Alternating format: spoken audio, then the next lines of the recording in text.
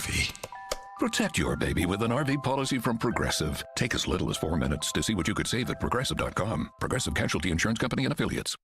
In any work environment, culture is the most important thing. And what makes up the culture? The people. Hey, this is General Manager Sean Ford with Cromwell Media. And this month, we have several celebrating their anniversary working with us. From our corporate office, Janice Russell is celebrating 33 years and Dorothy Black, 29. Robby Stanley and Joe Rexrode, the duo that make up our morning show on 102.5 The Game, are celebrating 3 years. And Connor Newt, who works for 102.5 Behind the Scenes, is celebrating 1 year with us as well. If you're looking for a new career, reach out to us at together@cromwellmedia.com.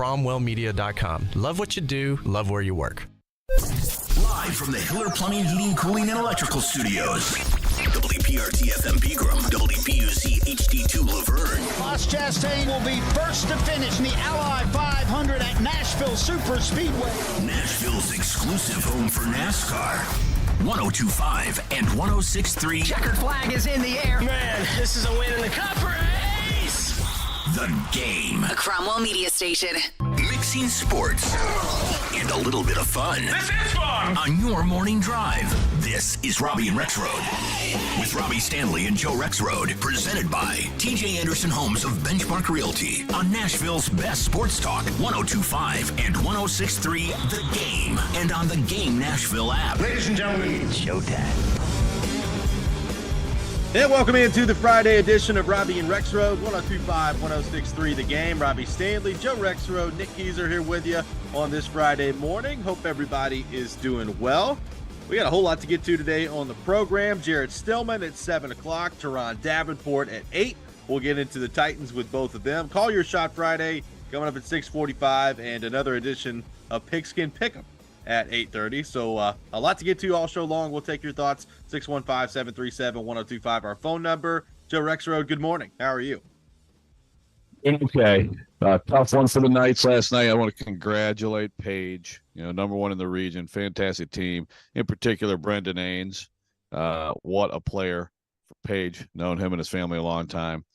Shout out to them, and on to the playoffs. The high school playoffs right around the corner. Lots of games last night. Whole lot of games last night on Thursday. I'm sure a lot of games tonight too, and then the playoffs coming up next week. But it's that time of year. The weather's getting a little colder. Little high school playoffs coming. Although the weather really is not getting colder right now, but it will be next week. Yeah, like it'll just nosedive. Yeah, on Halloween.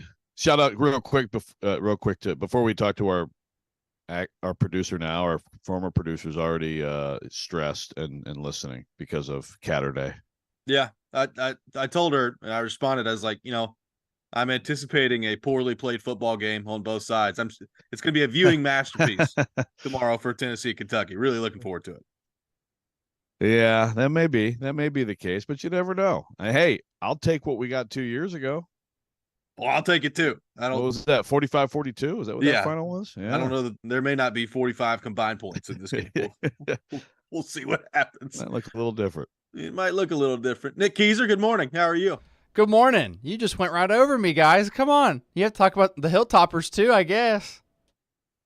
What are the Hilltoppers doing? Nothing. Oh, good. Okay. Beautiful. They play on November 4th against UTEP. I was just giving y'all a hard time this morning. Well, we're really looking forward to Western Kentucky and UTEP going up on November the 4th. Should be great. So it's their idle week. Good.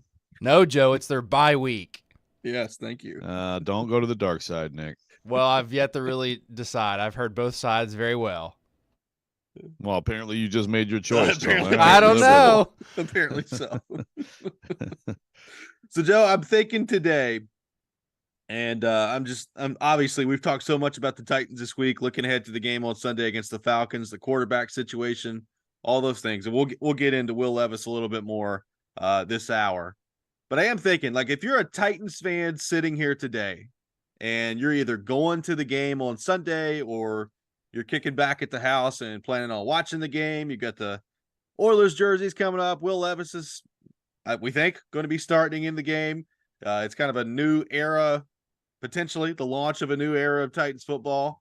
How many Titans fans are sitting here today worried that Sunday could be the last time you see Derrick Henry in a Titans uniform? Like, is that going to be actively going through your mind as you're watching the Titans play football on Sunday? Like, at this point, I guess I would be surprised if Derrick Henry gets moved before the game. I mean, it's Friday. They play in 2 days, so I guess I'd be surprised if he gets moved before the game at this point. But I do wonder, like, for people in the stands, people watching the game, how much is that going to be on your mind that you could potentially be watching, I don't know, a top 2, top 3 player in the history of the Tennessee Titans since they moved to Nashville, maybe playing in his final game for this franchise on Sunday? Yeah, it's a great question. And I think obviously people are thinking about it. And I'm sure most of the people in that stadium will think about it, talk about it. Maybe don't trade Derek.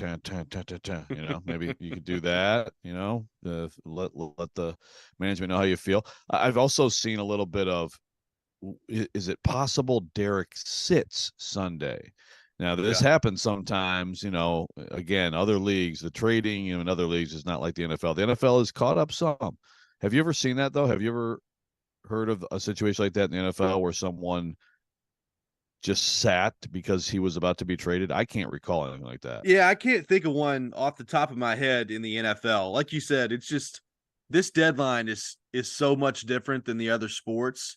Like, in hockey, there have been people that have been literally pulled off the ice because they've been traded in the middle of the game. So I've seen pretty much the whole gambit of it in hockey. I don't recall seeing anything like that in the NFL.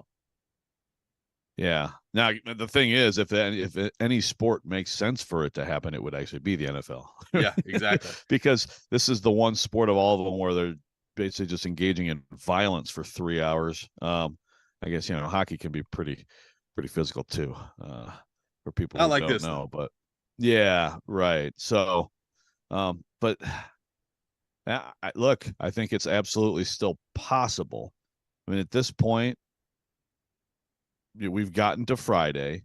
Yesterday, going out to Page for the game, and I'm like, man, and I forgot to bring my computer, and I'm like, oh, I know what's going to happen tonight, and now I'm going to be writing something on my phone while sitting here in the stands. But,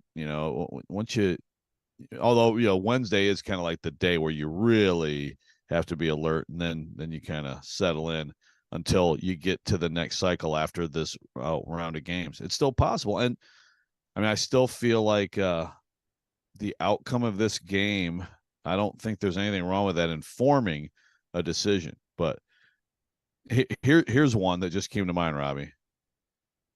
More upset if you're, and again, this is kind of like both ends of the spectrum, so it just depends on what side you come in on. But like, more upset overall for Titans fans if Derrick Henry is traded or if no one else is traded. Yeah, that's a great question. I mean, I think a lot of that depends on like how you view things, and the old glass half full.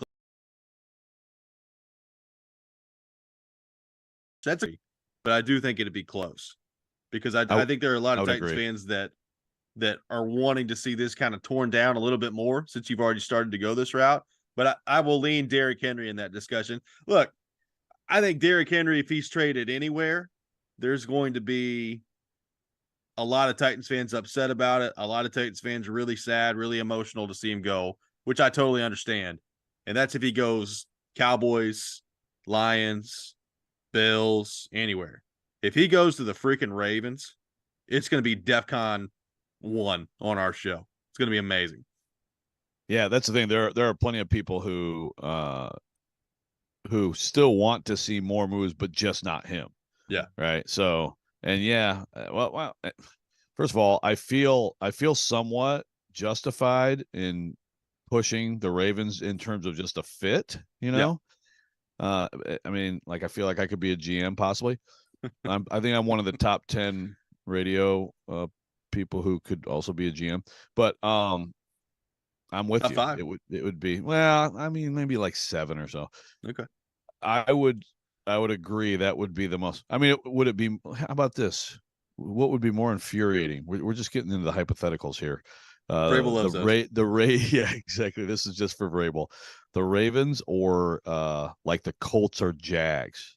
What about the Texans? He goes from the Oilers helmet to the Texans helmet. I mean, it's a good question.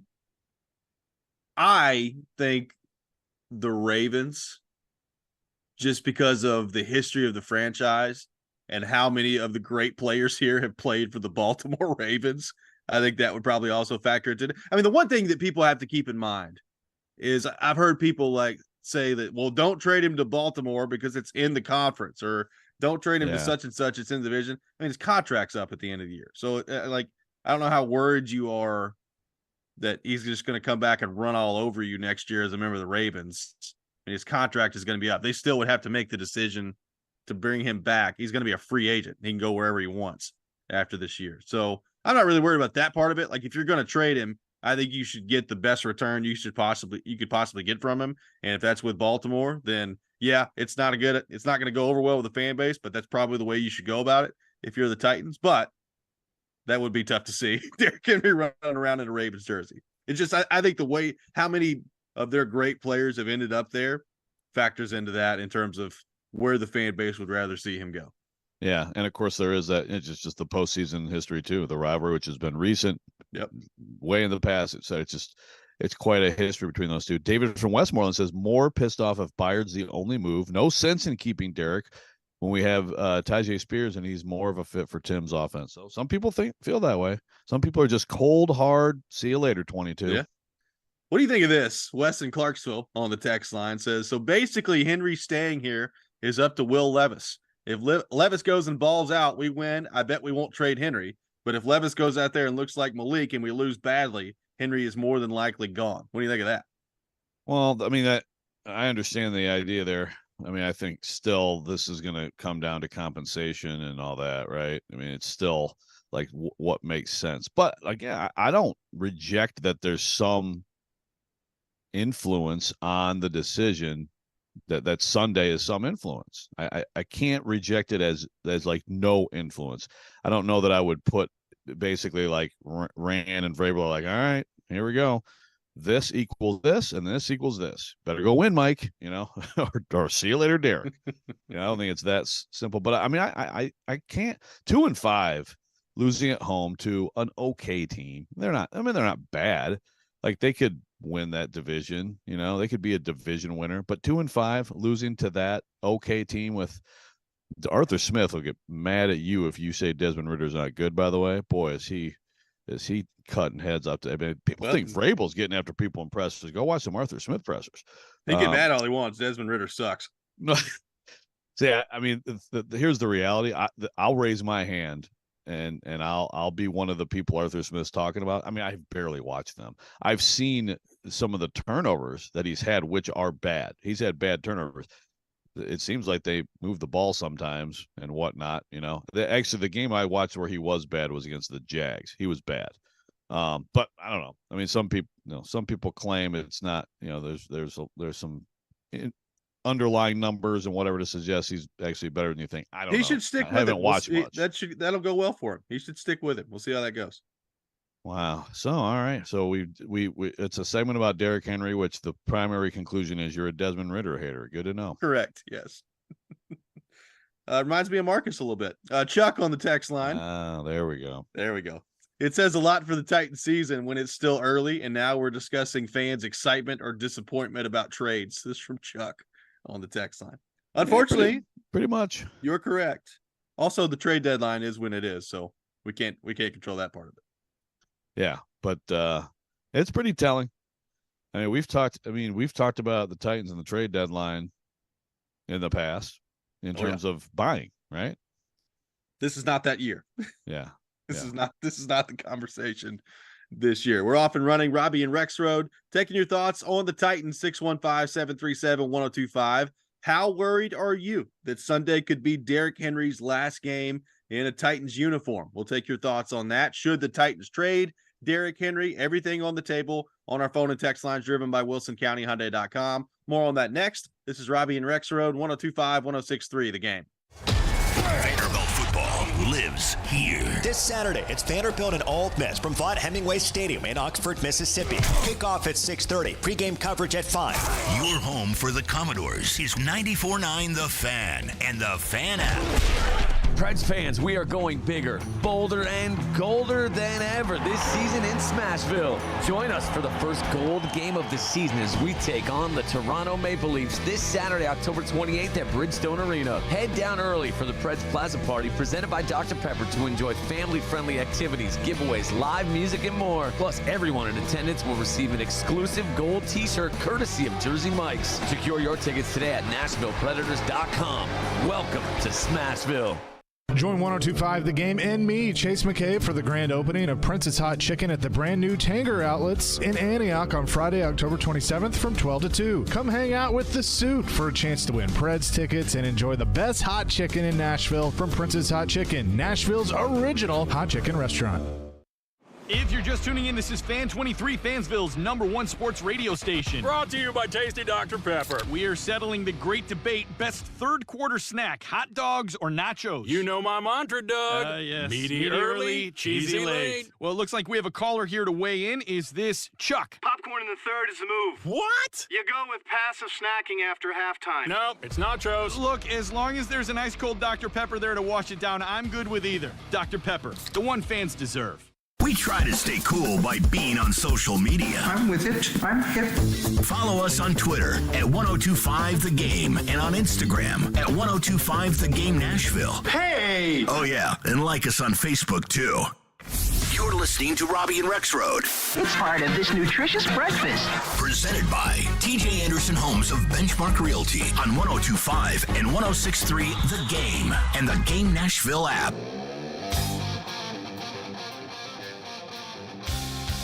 Welcome back in, Robby and Rexrode, 1025, 1063 The Game. Robby Stanley, Joe Rexrode, Nick Keezer here with you on this Friday morning. We're taking your thoughts on the Titans. 615-737-1025, our phone number, 615-737-1025. Let's go to our 1025 The Game phone line, driven by WilsonCountyHyundai.com, and welcome in Kenny, the mailman. Kenny, good morning. How you doing? Absolutely good morning to y'all. Heading into work to shuffle some letters. Awesome, Kenny. What's going on? I'm doing great. I got a Titans question for you, but first let me get you to think about this right quick. Out of the hundreds of plays in a game, the dozens of games each week, and you look back in that one stupid blown call that everybody in the country knows was blown against the Saints, would give this team a totally different feeling going into the Falcons game. Can you believe that? Yeah, that is a great point. Very interesting. If that Derek Carr fumble goes the Titans' way and they win that game, what are we talking about today? I mean, this whole thing would be not even been brought up, probably not. But the way I look at it, if the Titans had already figured out a way to keep Derrick Henry next year without breaking the bank, you can't trade him. But now you're going to lose him anyway. But not having the foresight to already have next year planned, it's just like you feel like they're going by the seat of their pants, no planning, just how can we stick our finger in this leak? How can we fix this leak? So I wish they'd already thought a little bit about this, but I don't think they're going to get to keep him. Hey, y'all have a great day. Thanks, Kenny. Appreciate you. So that's a couple interesting things there. Joe, first off, let's on the Derrick Henry front, do you feel like the Titans – I mean, there are some people that have said this and have called into our show and talked about it as well. Like the Titans should have extended Derrick Henry before this season. You know, he is going to be 30 coming up in January. There is kind of a changing of the guard with the franchise from a new GM coming in. They drafted another quarterback. But, I mean, I guess they could have. They could have extended Derrick Henry heading into this year. What do you make of that part of it? I understand the sentiment. He wouldn't have signed. Because they're and it's almost like if you would have offered to extend him, it would have been such an insult because they're not. You talk about breaking the bank. I mean, you're not. You know, his pay is going down dramatically next year. I'm not saying it's fair, but it's reality. His pay is going way down. So the Titans could have said, Derek, what do you think? A year, $5 million, huh? Come on, buddy, sign on the dotted line. Now, I'm not saying Derek's unrealistic, but if you're Derrick Henry, you have to see the market, right? I mean, you have to just see the best you can do and hope that maybe someone out there will overpay. But again, I I hate to be like, I'm not trying to rip the guy or anything like that. I think he's going to get a very low number as a plus 30 running back who doesn't fit most teams and what they want to do.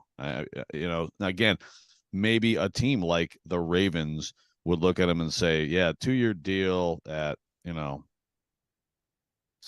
a year. I mean, it's not going to be, it's going to be a significant pay cut from what he's getting right now, just because he could, I do think him in that offense or Derek in the Eagles offense, I think would be fun and could be useful, but he's still not going to be like the primary offensive, playmaker. So, all of which is to say, I can't blame the Titans on that one. And I understand what you're saying. I think overall Kenny's right on the plan thing, right? Because I don't know. It seems like it's kind of shifting with the wins. With Derek, though, I think the way that they played it is the only way you can play it. It is a really interesting point by Kenny. Like if that Saints game, number one, if your quarterback hits wide open receivers, but number two, if the Derek Carr blown call goes your way, and that's a scoop. I mean, we talk about Kevin Byard not making plays for the Titans this year. Yeah, there was one. He did have a touchdown taken off the board by the officials on a god-awful call in the Saints game. So if that call goes your way and you win that game and you're 3-3, let's say everything else is the exact same, but you win that game and you're 3-3. Are we having this conversation heading into the bye week, or is Kevin Byard traded? Like, how much different is it if they're 3-3? Yeah, it's a really interesting point. I mean, I still think the way they've played recently, because what that would mean would be a 2-0 start, and now 4 losses in 5 games, right? There would be 3 losses. Sorry. Yeah. 2-0 start and 3 losses in 4 games. Right. Yeah, my bad. So, but yeah, still, you'd be 3-3. You'd be 3-3, and it's like, yeah, 3-3 is fine. Look at the rest of the schedule, et cetera, et cetera. So. It's amazing, and that's the thing. It's you go through a team season, go through who wins it all one year and who gets bounced in the wild card round the same year. I mean, it is a handful of plays. Will from Nashville on the text line says, I think one reason fans don't want to trade Henry, and that he falls into this camp, is you're not going to get anything impactful for him. A 6th, who was our 6th this year? So keep him. Who could help Levis materially. He could help Levis develop. And there is that part of it too. We've talked about that. Like if you're the Titans, depending on what the value is you're getting back for Derrick Henry, how do you weigh the value of whatever the pick would be, whether that's a 5th or a 6th or a conditional 5th or whatever it would be? How do you weigh the value of that versus the value that having Derrick Henry would be for your team this year, specifically your young quarterback this year, and trying to help him develop? And I do think that is a legitimate discussion and an interesting discussion that the Titans need to have. Also, like beyond that, what if the Titans do look around and they say, yeah, we understand that the market for Derrick Henry is not going to be very good, is not going to be what he wants this offseason, and we'd like to have him back next year. Like, so there's all of those things that I think if you're the Titans, you have to have been discussing over the last couple of weeks. Yeah. So, well, first of all, I agree. Like, to me, the compensation on a trade like this better be pretty sweet. Just because both things. One, like, fans upset, but I mean, look, fans are going to be upset. Like, the way that things are going, fans are going to be upset. If you have a losing season, a second year in a row, but also just the fact that he's such a beloved player here. But also, I do agree totally on the value of him being here with Levis. The only thing is, I now think differently about next year. We've talked a lot this year, Robbie, about, Derek might look around, not like what he sees, and realize, yeah, you know what, the Titans are still going to give me, 15 carries, and I know the offense, I know everybody, and I can sign for $5 million, so I'll stay. Now, with what the Titans have done here, I just feel like Derrick Henry is going to be somewhere else next year. I don't know that, but I think he's probably going to go somewhere else. Again, I think it's going to be a very underwhelming return, but I think it's ring chasing time in his career, and it's by the time this franchise gets ready again if they do, but if it goes all well for them and breaks right, it might still be a little bit too late for him.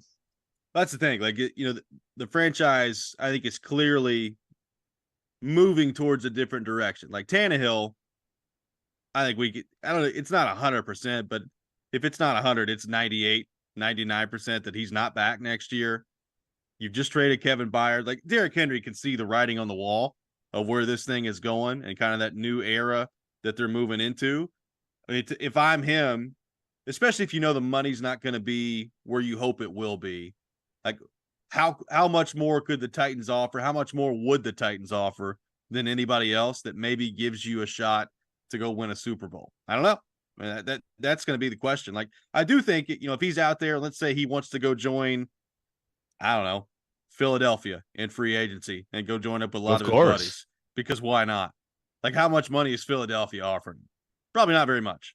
Yeah. I mean, I think he's going to, he may get like a 2-year deal from somebody, like there's a lot of 2-year deals you can get out of, but like it's something like $4 or $5 million a year and, a few guaranteed. I mean, it's not gonna be much. It's sad, but it's the market. It is what the market is.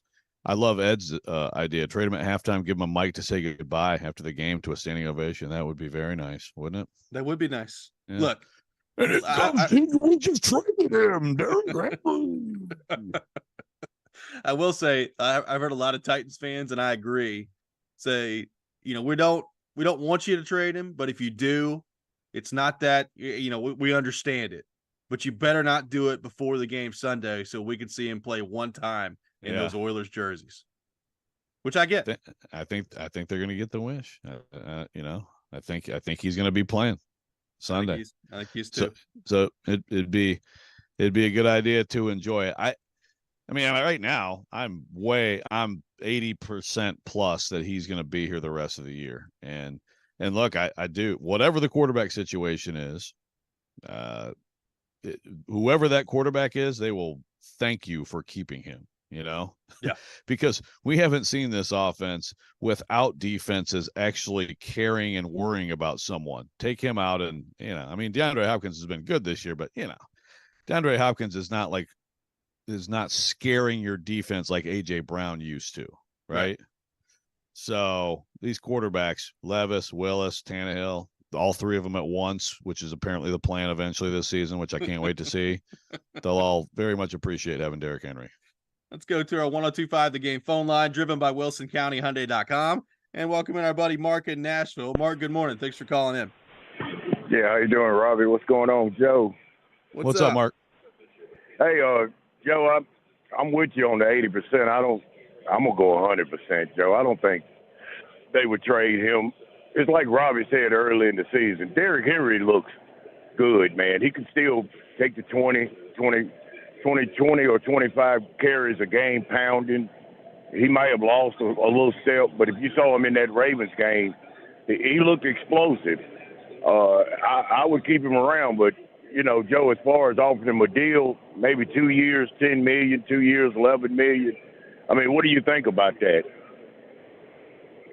Yeah, I mean, I think it's something like that, I mean, I hope he gets more like 5, 6 as a, like on a 1 year on AAV, 5, 6, something like that.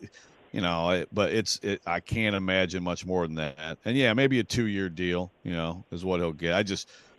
Would the Titans offer him that? Maybe. What other teams out there would? I just really don't know. I mean, yeah, I'm interested to see, but I don't know. There aren't many. There are 2, 3, 4 that I could see it working. Yep. Yeah. Thanks for the call, Mark. We appreciate you, buddy. All right, Robbie. See y'all, man. Absolutely. Thanks, Mark. 615-737-1025, our phone number. Coming up next, we'll continue the conversation on the Titans, take more of your thoughts on Derrick Henry, also get into the Will Levis part of this. What if Will Levis goes out there on Sunday and just lights it up for the Titans? What's that going to be like? What's that going to mean for the Titans moving forward? We'll get into all that. This is Robby and Rexrode, 102.5, 106.3, The Game. Whatever your destination in life, you can get there easier with a checking account from F&M Bank. At F&M, our checking accounts give you the tools you need to manage your money well, like our smart free checking account that's actually free. Because sometimes the basics are more than enough, making lives better by making banking easier. Come see us at one of our branches or online at myfmbank.com. F&M Bank, banking made easy on purpose. Member FDIC. Twin Peaks is the best in the game. Here, you're in the red zone for every college rivalry and divisional matchup all season long. On game day, you never have to decide which teams to watch, only what combination of bites, burgers, wings, and more to order. Plus, where else are your favorite draft beers always poured at a frozen 29 degrees? Only at Twin Peaks, the #1 sports bar. Stick around after the sun sets. Twin Peaks is open really late. Wind down with bourbon and late-night bites. Only at Twin Peaks. Vanderbilt Commodore fans, 102.5 and 106.3 The Game, along with 94.9 The Fan, is your new home for broadcast of games and the Commodore Hour on Monday evenings. Catch all the action for football, men's and women's basketball, and baseball all season long. Go Doors! This week's Nashville's Best Deal is from Nashville's largest axe-throwing venue, Bad Axe Throwing Nashville. Go to thegamenashville.com/deals to get a $50 gift card for $25. Aim for a great time while enjoying panoramic downtown views, live music, curated cocktails from the full bar, and a Northwoods-inspired menu with a Southern twist. Bad Axe Throwing Nashville welcomes axe throwers and non-axe throwers alike. Bad Axe Throwing Nashville, 648 Fogg Street. It's easy to think all money managers are pretty much the same, but at Fisher Investments, we're clearly different. Different? How? You sell high commission investment products, right? No, Fisher Investments doesn't sell any commission-based investment products. Well, you must earn commissions on trades. Nope, never at Fisher. We're a fiduciary, obligated to act in our client's best interest. It's the highest standard of care for a financial advisor. How do you know what's in their best interest? We get to know our clients and then tailor a portfolio based on their goals and needs. But you probably sneak in some hidden and layered fees. No, we have one transparent management fee, structured so we do better when our clients do better. Wow, you really do look out for your clients. That's because our top priority is helping them achieve a comfortable retirement. It might be why most of our clients come from other money managers. Visit FisherInvestments.com to find out why investors like you switch to us. Fisher Investments. Clearly different money management. Investments and securities involve the risk of loss.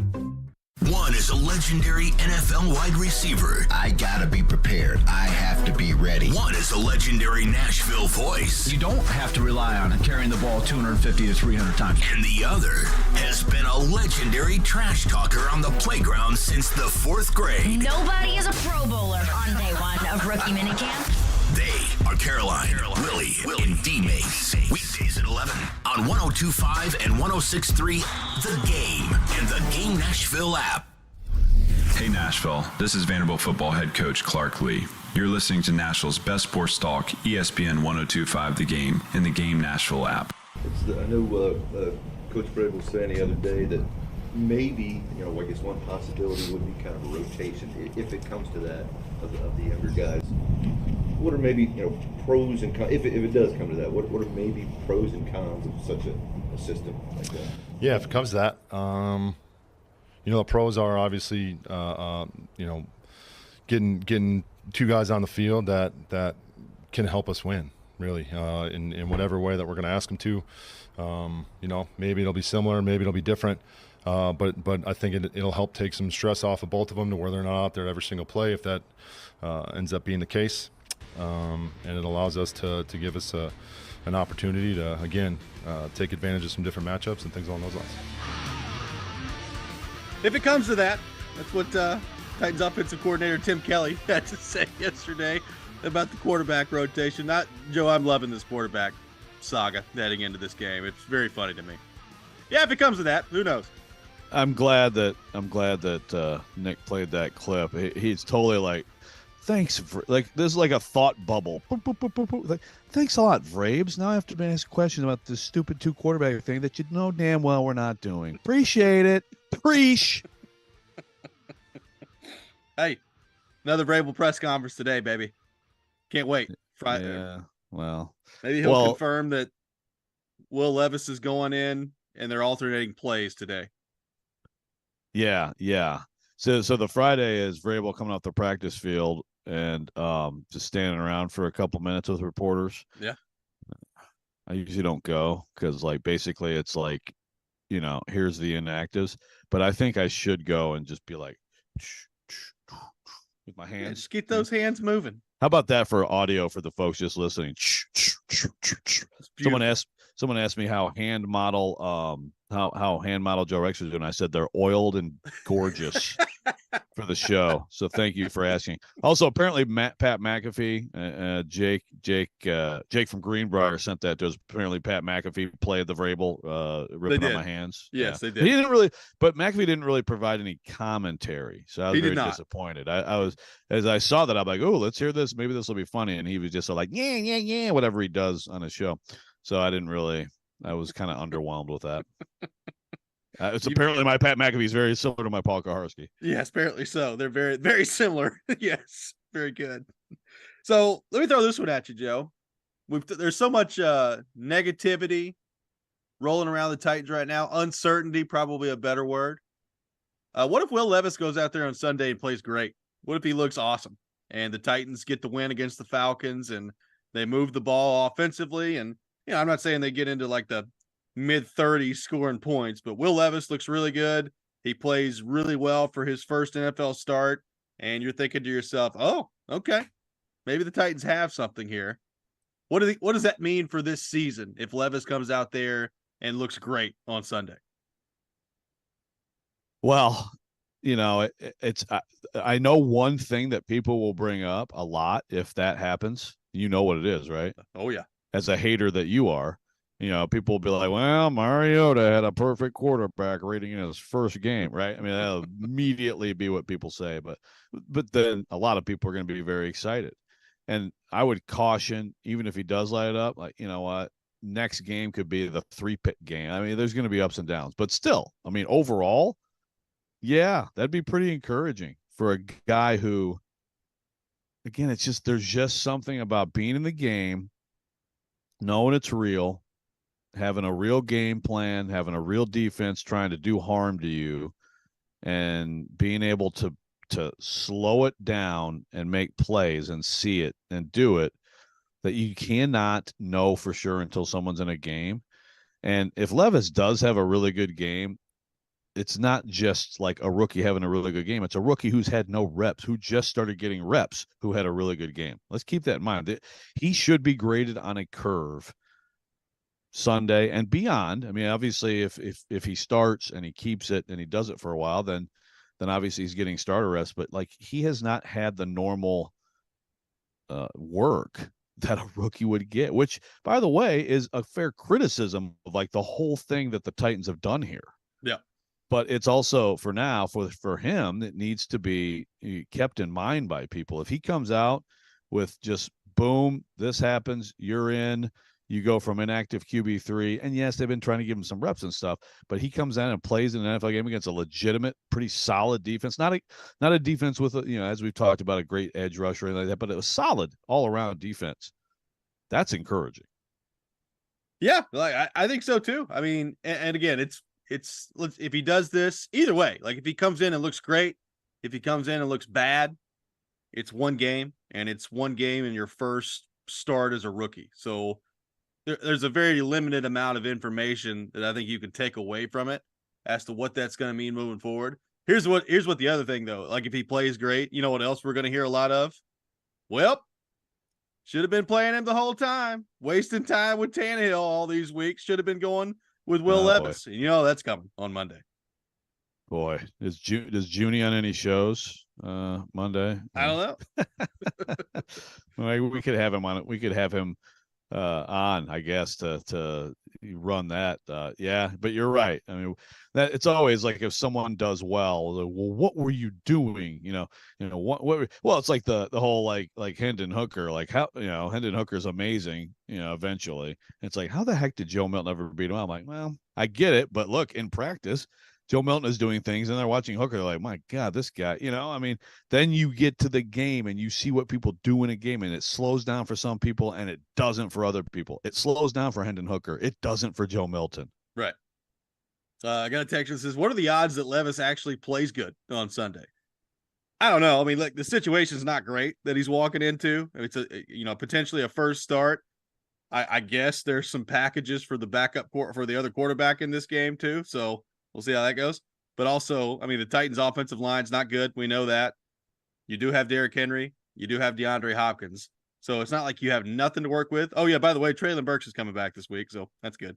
We'll see how that goes. It needs to matter. It needs to matter. I'm not convinced that it will, but it needs to.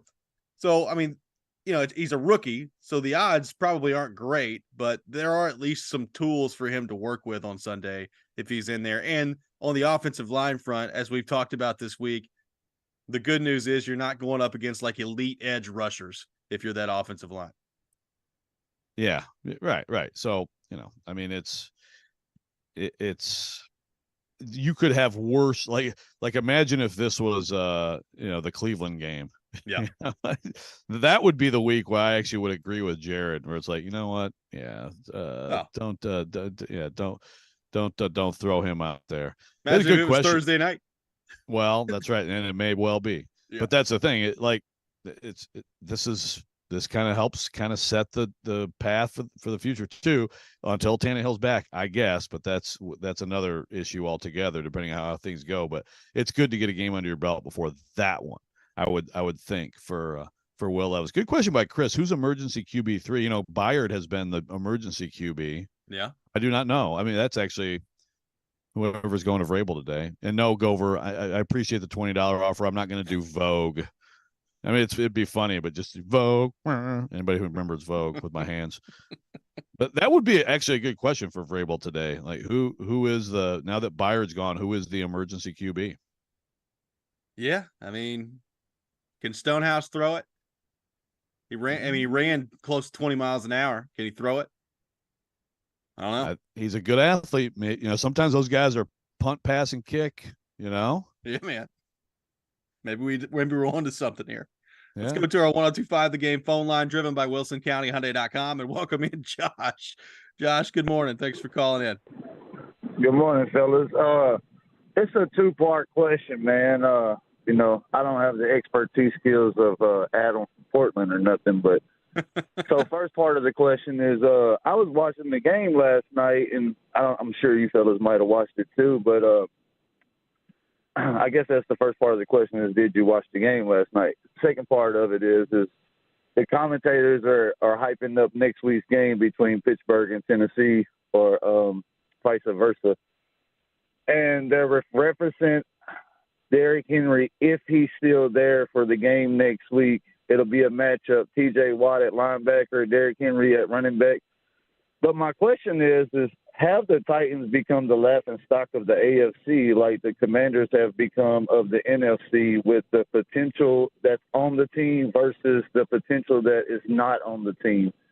And the owner situation and the coach's situation and everything else. It's like I was watching TV last night and I just thought to myself, like, I think the Titans have really become the laughing stock of the NFL at this point, man. Like, I don't know if it's true or not, but that's my opinion. Hope you guys have a great day.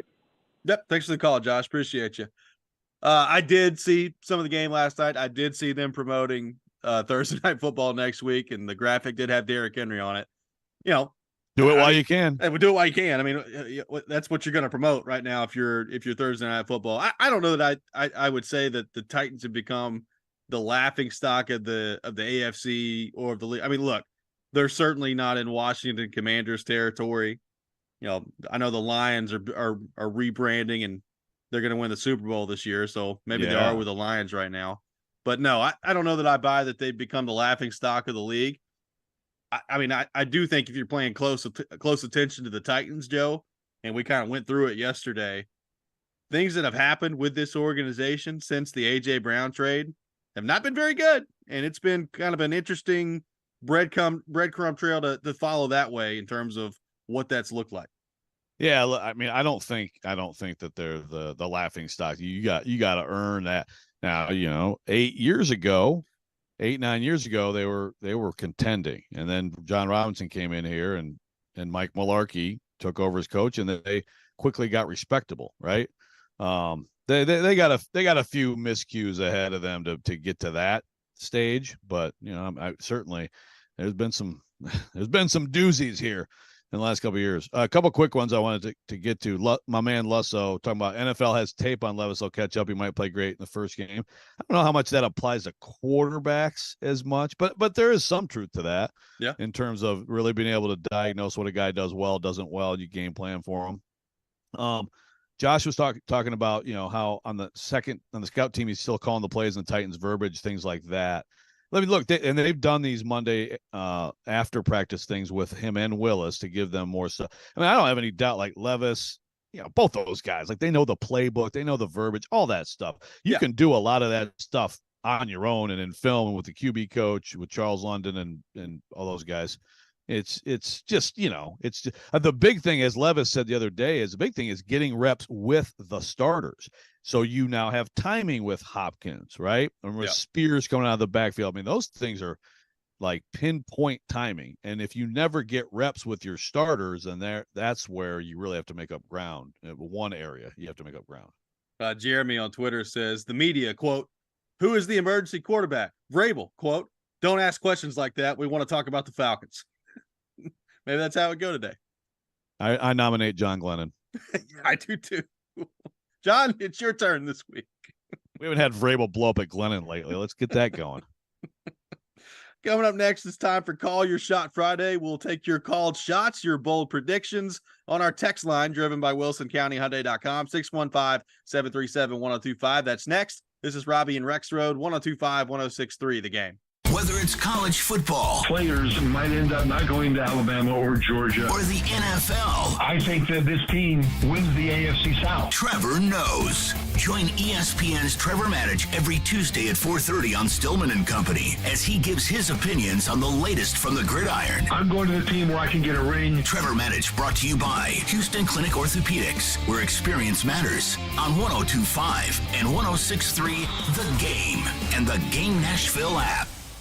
Lee Company is the trusted expert for heating, air conditioning, plumbing, electrical, and general maintenance for facilities throughout Kentucky and Tennessee. Our technology and expertise guides facility owners and managers to smart decisions. When you need a reliable partner to keep your facility profitable and running 24/7, we hope you'll think of us. Visit LeeCompany.com to learn more. That's LeeCompany.com. Lee Company, all you need. Country music singer on it because it looks really pretty on my finger.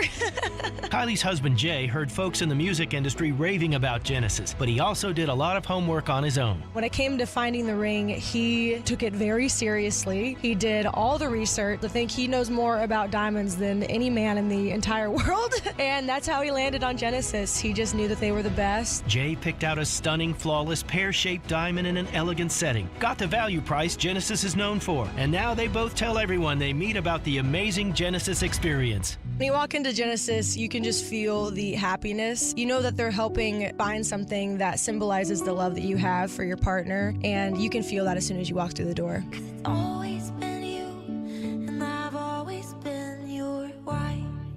Genesis Diamonds, Green Hills and Cool Springs.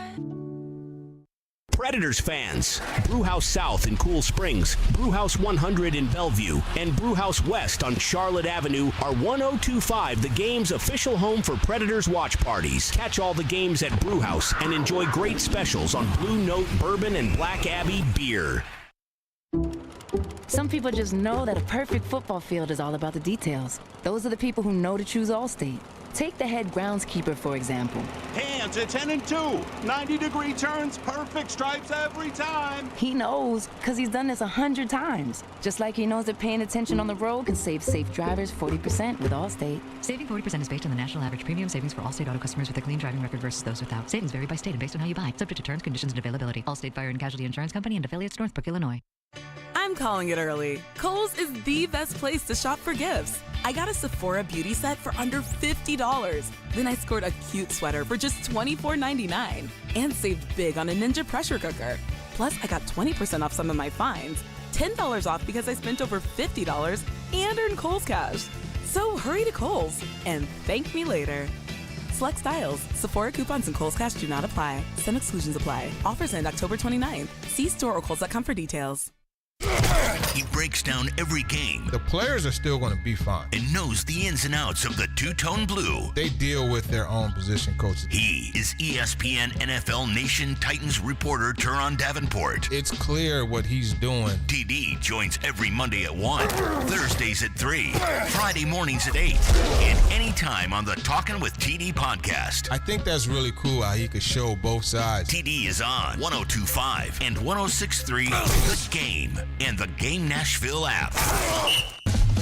You're listening to Robby and Rexrode, presented by TJ Anderson Homes of Benchmark Realty on 102.5 and 106.3 The Game and the Game Nashville app. The sports weekend has arrived. You know what that means. Shoot your shot. It's time for Call Your Shot Friday with Robby and Rexrode on ESPN 102.5 The Game and the Game Nashville app. It is that time of the week, time for Call Your Shot Friday here on Robby and Rexrode. We'll take your called shots, your bold predictions on our text line. 615-737-1025 is our phone number. Joe Rexrode, how did we do last week in Call Your Shot Friday? Well, one of us did pretty well. Let's go to my picks. Okay, let's see here. Joe, first shot.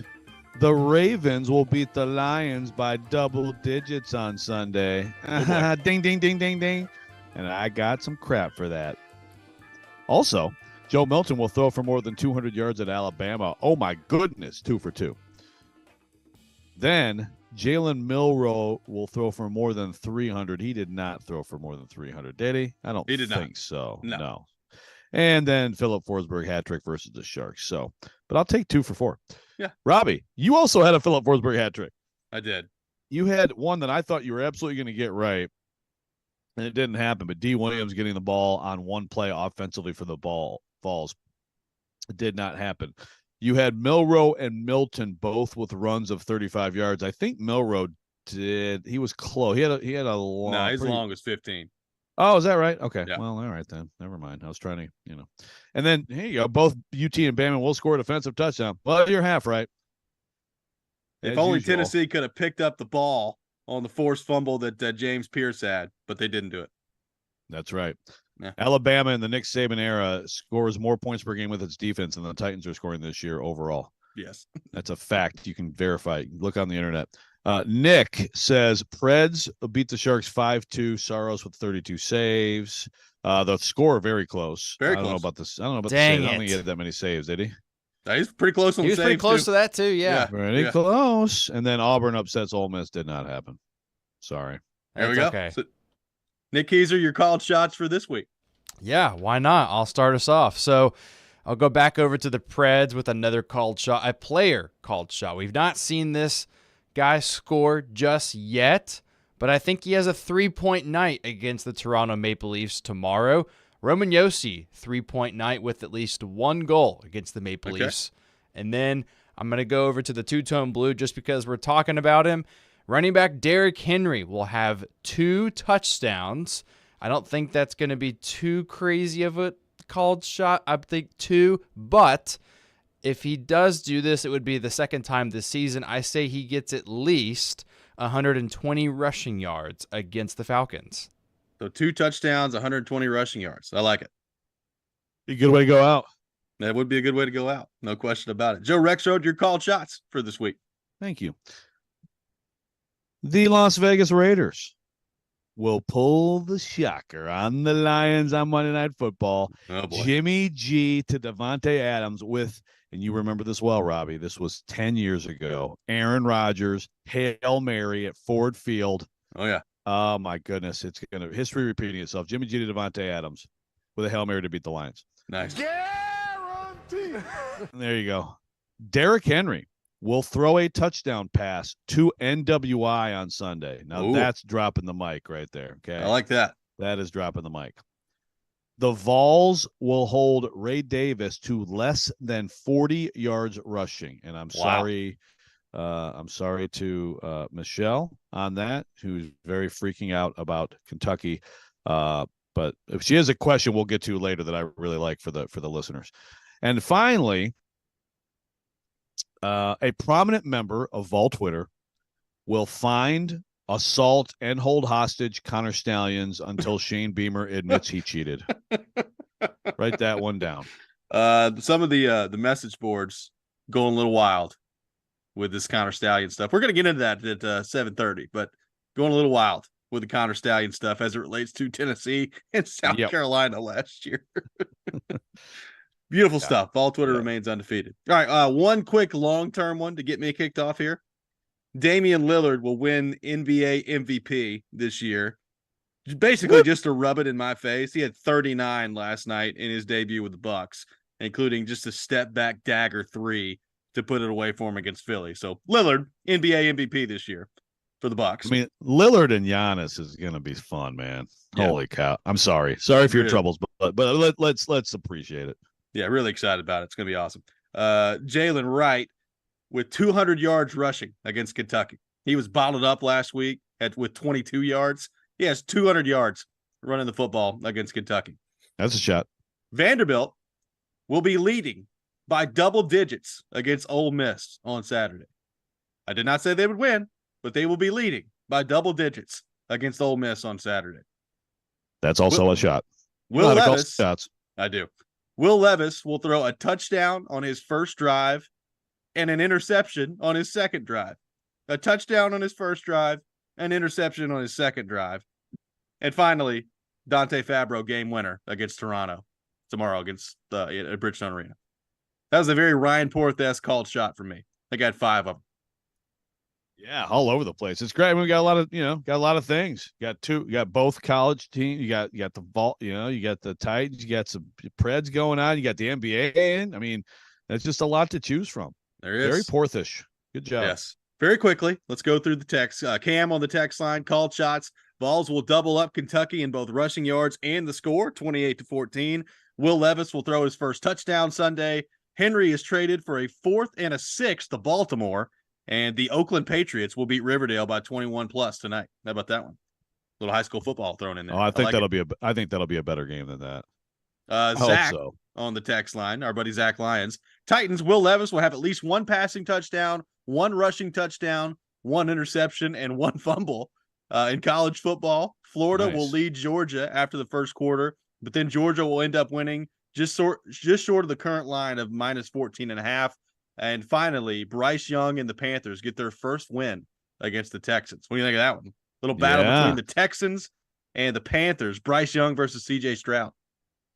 I like it. I got to say, man, some of the discourse about Bryce Young and like comparing him to Stroud and like guys, and I understand, like I'm going to sit here and say the Texans, that's a great situation, but let's acknowledge what Bryce Young's dealing with. He's going to be just fine. Mark is yelling at me about being a Lions hater. 5th best team in the Lions are not the 5th best team in the NFL. Mark, come on. Well, if they're the 3rd best team in the NFC, maybe they are. Who knows? 3rd best team in the NFC makes you like the 11th best team in the NFL this year. Coming up next, we'll be joined by Jared Stillman. We'll get his thoughts on all things Titans. Lots to get to with Jared leading into the game on Sunday against the Falcons. We will get into that coming up next. You're listening to Robby and Rexrode, 102.5, 106.3, The Game. All the big plays. Rebound, try out in front, and Saros covers it up. All the big stories. Andrew Burnett reportedly hired as the next head coach of the Predators. All in one place. We are Nashville's best sports talk. 102.5 and 106.3. Checkered flag is in the air. Comparing goalies to running backs. 46-27 Vanderbilt. Does this group of players need more? The Game and the Game Nashville app. ElectronicExpress.com. We make it happen. Some people put off things that need doing. Not you. Harbor Freight knows you're a today's the day kind of person. An I'm on it kind of person. A bring it kind of person. So if you're rolling up your sleeves today and you don't want to overpay for tools, you're a Harbor Freight kind of person.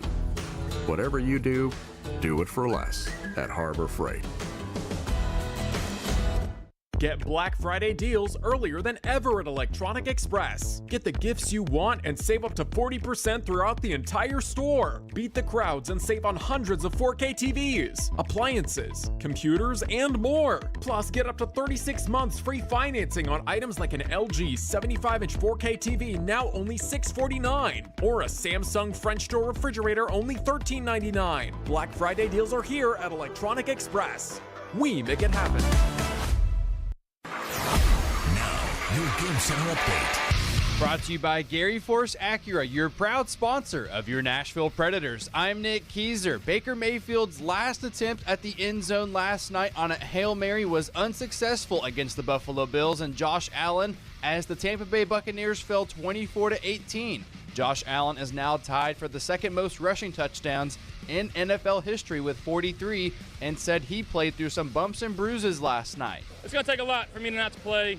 I'm going to be a little sore for a couple days, but we got a great training staff, and Nate Bresky and the docs, they helped me out. So a lot of rehab in this next little mini bye that we got. I'm glad it's a Thursday night game. We'll have some time to rest. Coming up tomorrow night in Nashville, it's the Predators taking on the Toronto Maple Leafs. Pre-game at 5 with puck drop at 6 live right here on your home for Preds hockey over the airwaves. And the Leafs are coming off of a 4-1 victory in Dallas on Thursday night.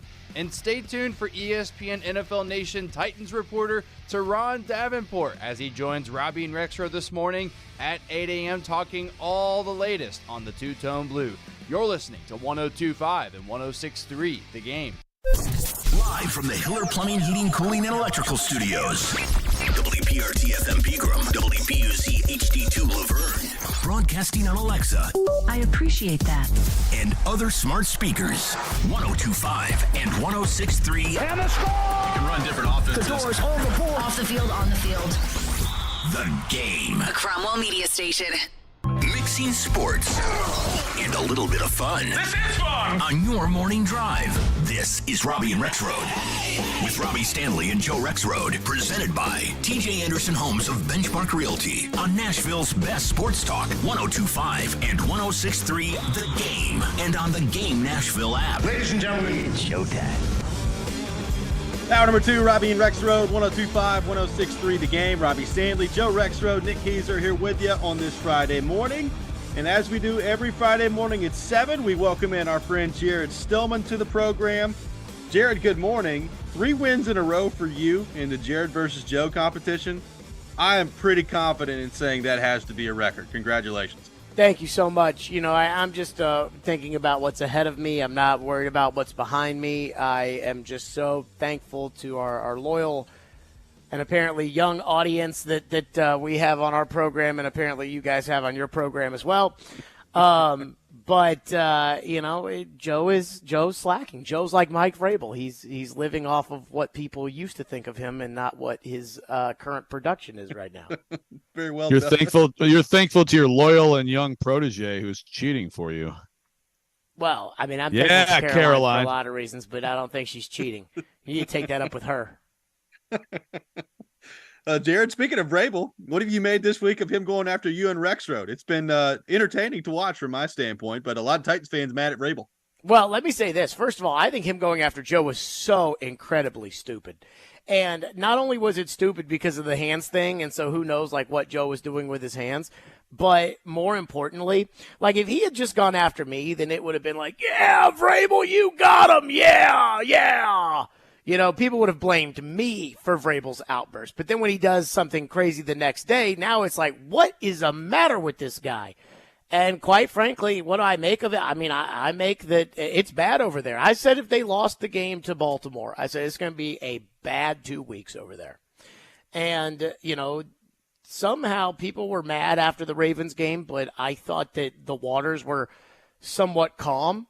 And I felt, on Sunday night and Monday morning, I felt okay, they're going to beat the Falcons on Sunday and they'll be 3-4 and, people will be happy for a little bit. And then we'll see if they can go muddy up a game against Pittsburgh. And then they traded Kevin Byard. And I mean, it's just been one drama nugget after another, I mean, it's bad over there right now. The GM and the coach can't trust each other. You get Fitz saying, that it's just a bad vibe from people he's talked to, around the league or whatever it may be. It's bad over there, and I don't think it's going to get any better if they don't win some football games, specifically this one. I don't think Vrabel's all of a sudden going to learn to, address the audience with some humility if they lose. And if they lose, the fans are going to be so mad at the losing that when Vrabel acts like a jerk, something that the fans usually like, they're going to get even more mad at him not because they're mad that he's a jerk, but they're mad because he's losing, and then they'll just blame him being a jerk. They'll pile that on to things that they're upset about. Hey, Robbie, did you hear that? What's that? Did you hear that? What am I hearing? Jared saying, ripping Vrabel for not addressing the audience with humility. Please clip that. Okay. Please, my goodness, clip that. All right, Jared. So you have nothing to say, Jared? I mean, I left it for you. Would you like to tell us that you're top 10 in humility? Are you top 10 in humility in this country? Well, I mean, I think, what's funny is that I remember when people got really mad at me one time, and I had just, agreed to a deal with SiriusXM, and Joe, you were the one that was like telling the audience that as crazy as you think I am, that you thought that I earned it and deserved it, and that meant a lot to me, and that's why our friendship is so important to me, Joe. I think a lot of you, not as much as you think of yourself, but I think a lot of you, Jared. Well, I mean, I will say this. The difference between me and everybody else is that I do feel like, in order, like when people send in like text messages to the text line that say like, that I suck, or they send me, tweets about how much they hate me, like I do see that stuff. So there's only one way to overcome that, and that is to know inside that I'm great. That is true. Very well said. Daily affirmation. Daily affirmation with Jared Stoneman. I love it. If you don't believe in yourself, Joe, nobody will believe in yourself. That's right. Okay, so let's take it to where it's going from here. First of all, we've been talking about Derrick Henry. Maybe he gets dealt, maybe he doesn't. He's gonna play Sunday. I mean, I don't think he will get dealt ultimately. But let's say, so for you, in terms of looking at what the Titans are doing, would you feel better about them doing nothing, which I've heard you say, like that would be ridiculous, and I get the sentiment, that doing nothing else other than trading Byard, or would you feel better if the other move was Byard followed by Henry, which is doing something else along these lines? Well, I mean, my answer to that is, what am I getting for Derrick Henry? And then once I know what I'm getting for Derrick Henry, then I can tell you if I like it or I don't. If you're getting a 6th round pick, so you're open to a decent return on Derrick Henry. That's better than doing nothing. Is that what you're saying? Well, I'm open to trading anybody. It depends on what you're offering me. But I mean, as far as the Derrick Henry thing, like my biggest issue with the Byard thing is, well, it's twofold. One, it's that I wasn't ready to quit on the season, and they can say whatever they want. Getting rid of Byard for a bag of footballs is quitting on the season. And then secondly, everyone keeps telling me, hey, it's a business decision, man, and then we got to come to work every day because these are business decisions. I'm like, okay, but was it a good business decision for a 5th and a 6th round pick? Like, is that a good business decision? And the answer to that is no, but, that's... What would you think that they should have gotten for Kevin Byard? I mean, I would have looked at Kevin Byard, and if I was going to trade Kevin Byard to the Eagles, in which I've already paid Kevin Byard pretty much all of his money, I probably would have wanted a 3rd round pick in return. I mean, you want a lot of things, but right. And so I wouldn't have gotten it. So guess what I wouldn't have done? I wouldn't have given up on the season. And the other thing that nobody keeps talking about with this is, could it not have waited a week? Like, could you have not have waited a week for the Falcons game and then gone into the Falcons game and seen where it had gone? Because the trade deadline was not this week. It's next week. So you had to jump at the 5th and the 6th round pick because 5th and 6th round picks are so valuable that you wave the white flag on the season because the Eagles might pull their offer of a 5th and a 6th round pick. And I love all these people that are like, well, Jared, the Titans need picks. I'm like, they need good picks. They don't need 5th and 6th round picks. They need 3rd round picks. And so, I digress on that, but it just. But when you have more picks, you could package those and get 3rd round picks, can't you? Not really. Thank you. No, here's how you get more picks. You end up with the 5th overall pick in this draft. You move to 12, and so you end up picking up like 2 seconds to move from 5 to 12, and then you move from 12. That's one way too. Yeah. You move from 12 to 17, and you pick up a first-round pick in next year's draft. Like, that's how you add picks. The idea, either that or you trade a freaking superstar player and you trade them for more than A.J. Brown. That's how you get picks. You don't get picks by trade. You don't get, and again, I'm talking about real picks. Right now, this is the ledger, which is amazing. The Titans have traded to the Eagles A.J. Brown and Kevin Byard in exchange for Treylon Burks, Malik Willis, Hugo Amadi, Dennis Daly, and Terrell Edmonds. Yay. The picks for Dennis Daly and Hugo Amadi. Yeah. That's fine, but that's still separate from what we're talking about. But Jared, first of all, those picks do have value. You need depth. You need players. I mean, again, the John Robinson era alone. I mean, I've talked about this, wrote this. I mean, the 5th round, Tajay Sharp was a pretty good pick. 11, Jayon Brown, David Long Jr., Dane Cruikshank. I mean, guys like that matter. You need guys like, I mean, look, Kyle Phillips right now, not working out, but I think as a 5th round pick, that's not bad. There's potential there. There's potential with Wiley and Duncan this year in this year's class. There is no potential with Jalen Duncan. What are you talking about? Okay, I know. He sucks. You know what his career is going to be. I know. You're amazing at being able to – you see a guy who, as a rookie, was said to be a project from the start, and because he's a project who isn't playing, you know he sucks. Okay. Well, you know what my favorite part was when they drafted him and they put on TV, Jalen Duncan led the Big Ten in sacks allowed. Right. Stop sidetracking the point here. The point here, Jared, is that a fifth and 6th round picks, first of all, can give you good players. Fine. Also, you build your team off 5th and 6th round picks. I'll build my team off of good players Jared, and 1st and 2nd round picks. Yeah, those are important too. But this team has no depth on its roster. None. That is a fine return for Byard. Absolutely. That is in line, and I might even say it's pretty good for Byard. And you can use picks like that to move up. Maybe it's only for, I mean, the value on the chart is a 4th round pick. You can get a lot of good players in the 4th round and certainly the 3rd round. You need the high picks too. And you're right about being able to move down with a 1st and getting better picks than that. But like, this team was completely bereft of draft capital. So this idea that it's a bag of balls thank you. This idea that it was a bag of balls is just silly. It is a 5th and 6th round pick is absolutely a bag of footballs. Like, that is absolute. Right. That is Dennis Daly and Hugo Amadi. What is better, a bag of footballs or Dennis Daly and Hugo Amadi? Robbie, dude, I just went through the 5th and 6th round picks just in recent years. At the those are 2 bad examples. Yeah, I mean, you know, it's. You got to make good choices. That would Jared. not be good. That's what they haven't been doing. Robbie, you got to pick a bag of footballs or Dennis Daly and Hugo Amadi. Footballs. Okay, thank you. I'll take Jayon Brown though.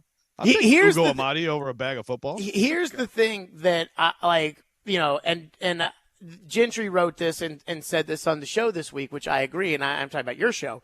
Gentry said that, you know, watch them trade Kevin Byard and then do nothing, right? Like, it's like, all right, if you're going to trade Byard, you might as well just start calling around on everything that doesn't have some extra value attached to it. So Hopkins has a year after this year attached to it, and I believe that if Will Levis is going to be your quarterback, you want to make sure that DeAndre Hopkins is available for him to throw to, and I think that's more important than the bag of footballs that you may receive in exchange. The other thing I think we know about the Titans is I don't think their first choice is going to be eating money on players, even though that would be the easiest way to get the best returns. But if you're really going to do this, like, you know, sell Henry, sell Tart, sell Autry, sell Azeez Al-Shaair, sell Christian Fulton, like whatever you can get. Everything must go that doesn't have a contract for next year's sale, and then you'll load up with a bunch of 5th and 6th round picks, and then you'll draft a bunch of Hugo Amadis. And that's good. Oh, okay. Yeah. Right. But like, at least do that. But you know, but they're not going to do that. They're not going to do that. Jared's in favor of if you get a whole bunch of bags of balls, then that's good. Well, like, if you're just going to, you're not a GM by now. If you're just going to go, like, if you're just going to wave the white flag, then freaking wave it. That's my point. And the other thing about these 5th and 6th round picks. I'm waving the white flag on this segment right the now. other thing Look at my about hands. 5th and See what 6th my hands round are doing? I'm picks, waving a white flag. Joe, that's ridiculous. You look ridiculous. You sound ridiculous. But more importantly, the like when it comes to these 5th and 6th round picks, like they are a bag of footballs. But if you have 10 of them, like then you have a better chance of getting Antonio Brown with one of those picks. And I'm not saying you're going to. And then I don't even know if this coaching staff can develop the players that you pick with those picks. But I mean, if you've got, 10 of them, you've got a chance at, lottery shots or whatever it may be. This idea that you guys have that like you're all of a sudden going to trade these 5th and 6th round picks to move up into the 3rd round. You could offer somebody like 8 5th round picks to move up into the 3rd round. No, we never said 3rd round. Yeah, we didn't say 3rd round. But that's where the good players are. What's the point? So, Jared, we love you. We appreciate you as always. Rexrode has literally left the conversation. Has we'll he talk to you actually? next week. He has. Why? I don't know. I think he may have been having some technical difficulties. Oh, I was going to say, well, then don't you need me here so that you got somebody to sit there and We're good. See you, Robby. We're good. Everything's good. See you, Jared. Jared Stillman joins us every Friday morning at 7 o'clock here on the program. We hope to have Rexrode back with us in the next segment. There's a lot to react to with Jared there. We'll take your thoughts on the Titans as well. 615-737-1025 is our phone number. You're listening to Robby and Rexrode, 1025-1063 The Game. Vanderbilt football lives here. This Saturday, it's Vanderbilt and Ole Miss from Vaught Hemingway Stadium in Oxford, Mississippi. Kickoff at 6:30. Pregame coverage at 5. Your home for the Commodores is 94.9 The Fan and the Fan app. Thanks, Mom. Thanks, Dad. No problem, sweetie. I can't believe you're able to fit everything in that little sedan. When they move out, you can move on to a house that fits your life. It's time to live in a space that fits your family. Let Regal Realty Group get you into a home that is less to take care of. Save money or even make money on the sale of your current home. Get more info at regalrg.com.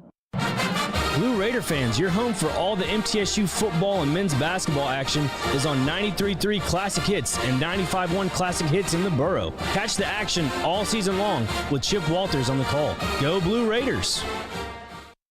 If you are experiencing persistent shoulder pain that may be the result of overuse or an injury such as a rotator cuff tear or tendonitis, the world-class orthopedic team at Houston Clinic Orthopedics will give you the appropriate medical attention to prevent any additional damage to the shoulder. Chronic pain or a permanent injury may occur without proper treatment. Houston Clinic Orthopedics is conveniently located where you work and live. Visit their website at tn.houston.com and book your appointment online. When experience matters, trust Houston Clinic Orthopedics.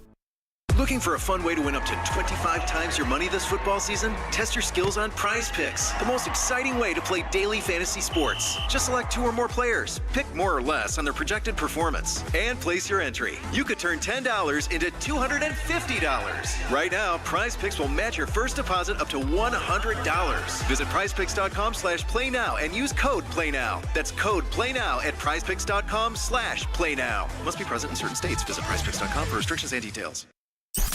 Want to weigh in on the conversation? It's a brain booster. Slide into our DMs.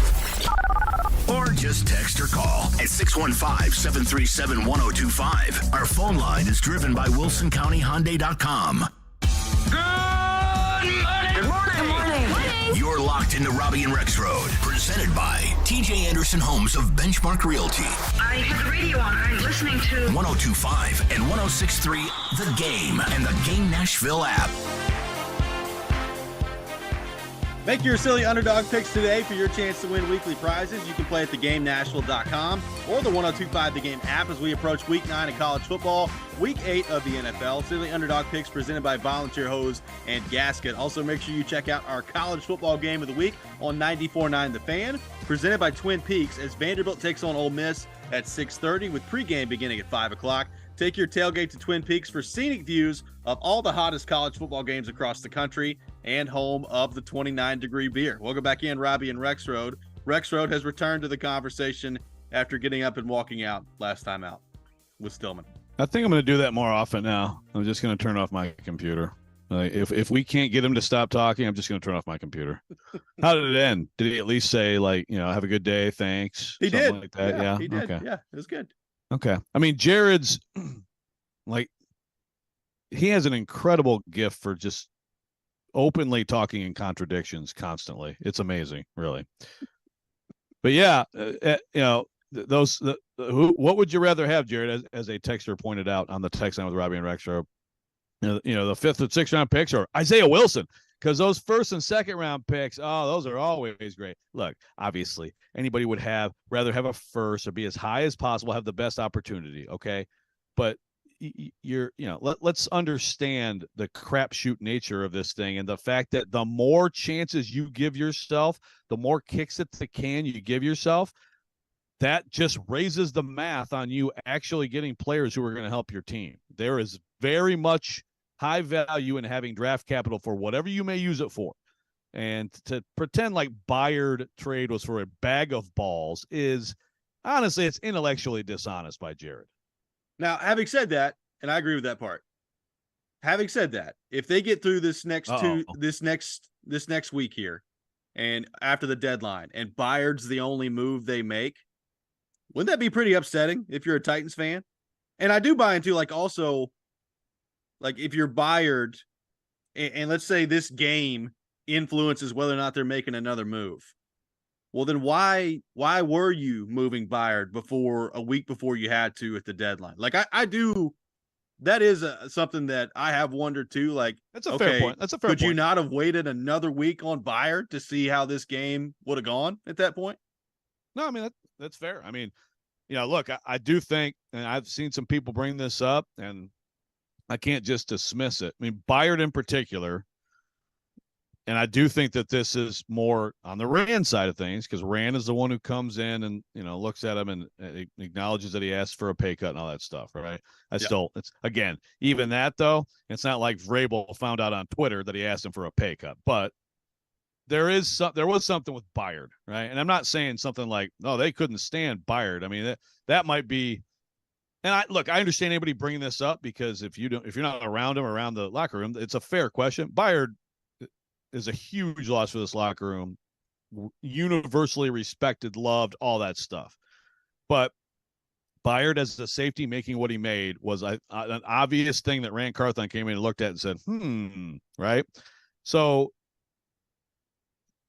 all of which is to say, like, Bayard is kind of a special case a little bit, where it's like, then he took the cut. Now, I agree with what Jared said. When they converted him into bonus, and the Eagles don't have to pay much anyway. I mean, you could wait on that. So basically, I'm saying, and this is a terrible rambling of word salad that's not making sense.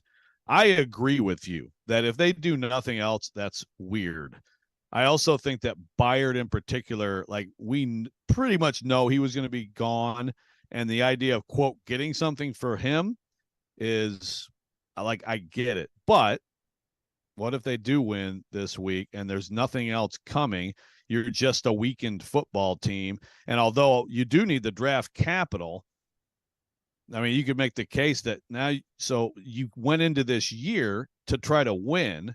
So what are you doing? Yeah. And I think that whole thing, just save that audio, that rambling, just terrible commentary by me is kind of like representative of what's happening with the Titans. Well, let's let that represent it. Let's do that. That's why the game on Sunday, beyond the obvious of the Levis part of this, because look, Levis is, from the on the field standpoint, that's what I'm watching Sunday. I mean, if I'm a Titans fan, that's why I'm interested in the game. Beyond the, could this be Derrick Henry's last game as the Titans stuff, which maybe not. We'll see on that front. But, like, the Levis part of this is going to be interesting on Sunday. But, like, if they win the game and are 3-4, does that actually change what they could do at the deadline? Like, are there deals that they're willing to make at 2-5 that they're not willing to make at 3-4? Because on the surface, to me, like, that sounds stupid, because in my view, you've kind of already decided to go down this path, even though, as you've laid out, maybe that was coming with Kevin Byard anyway. But can one game really make that much of a difference in the way the Titans actually view this? At 2-5, would they be willing to move DeAndre Hopkins? Whereas at 3-4, maybe they're not. At 2-5, are you willing to move Christian Fulton? Where at 3-4, you're not. I don't know. That sounds dumb to me on the surface, but there is a difference between 3-4 and 2-5, especially when you look at the rest of the schedule. Yes, and you get to 2-5, and at least some people in the building may start to think a little bit about draft pay. I mean, Vrabel's not. Guys in the locker room aren't, right? I mean, no way. But 2-5, there's some Titans fans who have been there since the loss to New Orleans. Tank right now for Caleb Williams. Yeah. But you do look at the draft, and so to me, I absolutely buy into, especially if, and I'm sorry, I have to use my hands now to stop my coughing. But I absolutely buy into the idea that keeping these veterans on offense around is a good idea for your young quarterback. So I would be more inclined to trade defensive players, because you trade a Fulton, you trade an Autry, you weaken yourself, and again you're looking toward the future, but you're also looking toward the future to me by keeping. I mean, I think Hopkins next year, as we've talked about today on the show. I mean, Henry next year I think is getting less likely, but Hopkins next year would be nice for your young quarterback. Now he may not like that idea. Yeah, he didn't come here to be part of a rebuild or help a young quarterback get better, right? He came here because he got the best deal, but also because I think he thought they had a chance to win. But I would be more inclined to look at defensive players and then try to keep helping your quarterback. Yeah, I mean, that makes sense. And if they do go the route of trading Henry, trading Hopkins, how do you get a real evaluation of what Levis is, right? With that offensive line and with that collection of skill players, it's going to be difficult to see what he is. I mean, we talked earlier in the show about, like, what if Levis goes out there and plays great?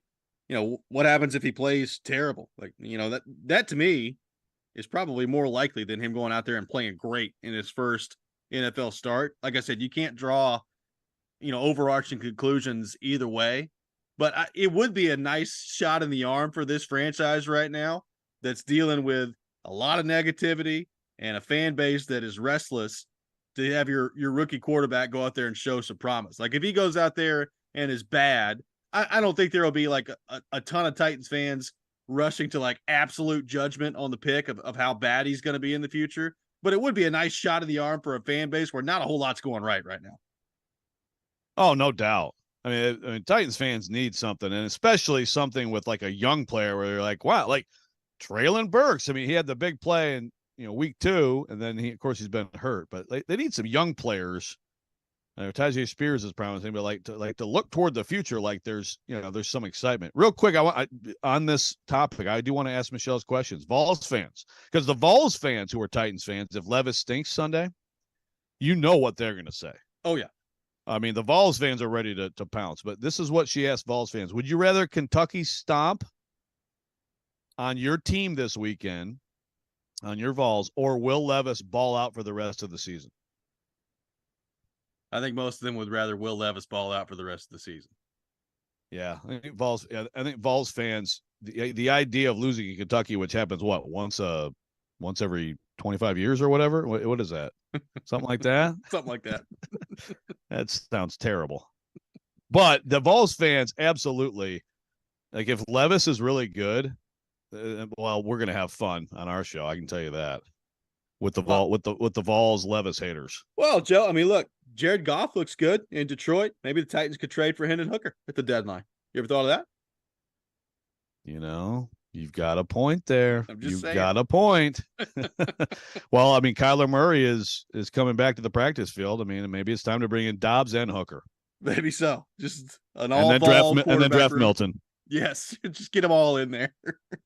Coming up next, speaking of the Vols, we're going to get into this Connor Stallion situation in Michigan, which is continuing on a daily basis to kind of morph into a life of its own. What a wild story in college football, and maybe a more overarching story than we ever could have imagined when it began. We'll get into all that coming up next. Make sure you join Jared Stillman, Chris Sanders, and Derek Mason at Teddy's Tavern, located across from Bridgestone Arena's Plaza this Sunday from 9:30 to 11:30. They'll break down the Titans Week 8 matchup against the Falcons, give you the latest updates before the game. Our NFL pregame show presented by Parma Tractor and Equipment and the Beast Unleashed. You're listening to Robby and Rexrode, 102.5, 106.3 The Game. When you want all the going in and the score, the blast, the score. He wrists one, they score.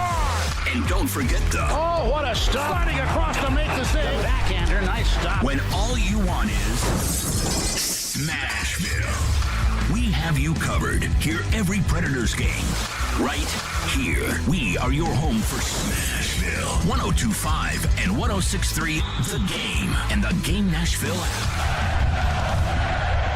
We're losing too many of our friends, neighbors, and loved ones to fentanyl poisoning. Nearly 75% of overdose deaths in Nashville involve fentanyl, but you can save a life with training and naloxone. STARS, Nashville's regional overdose prevention specialists, are here to teach you how to recognize and respond to an overdose and how you can save a life. Call 615-393-6980 or visit starsnashville.org. This project is funded under a grant contract with the State of Tennessee Department of Mental Health and Substance Abuse Services. Prince's Hot Chicken is Nashville's original hot chicken restaurant, serving up the gold standard of hot chicken for almost 100 years. Whether you get their tenders, wings, whole chicken, their Andre chicken sandwich, or one of their fabulous sides, you will not be disappointed with this Nashville staple. Ranging from plain to mild to hot, Prince's has something for everyone. There's even the XXX hot flavor for the adventurous types. You've been warned. Prince's Hot Chicken has multiple locations in Nashville, with their newest location now open in the Tanger Outlets in Antioch. Prince's, Nashville's original hot chicken. Actor portrayal, based on a real patient experience.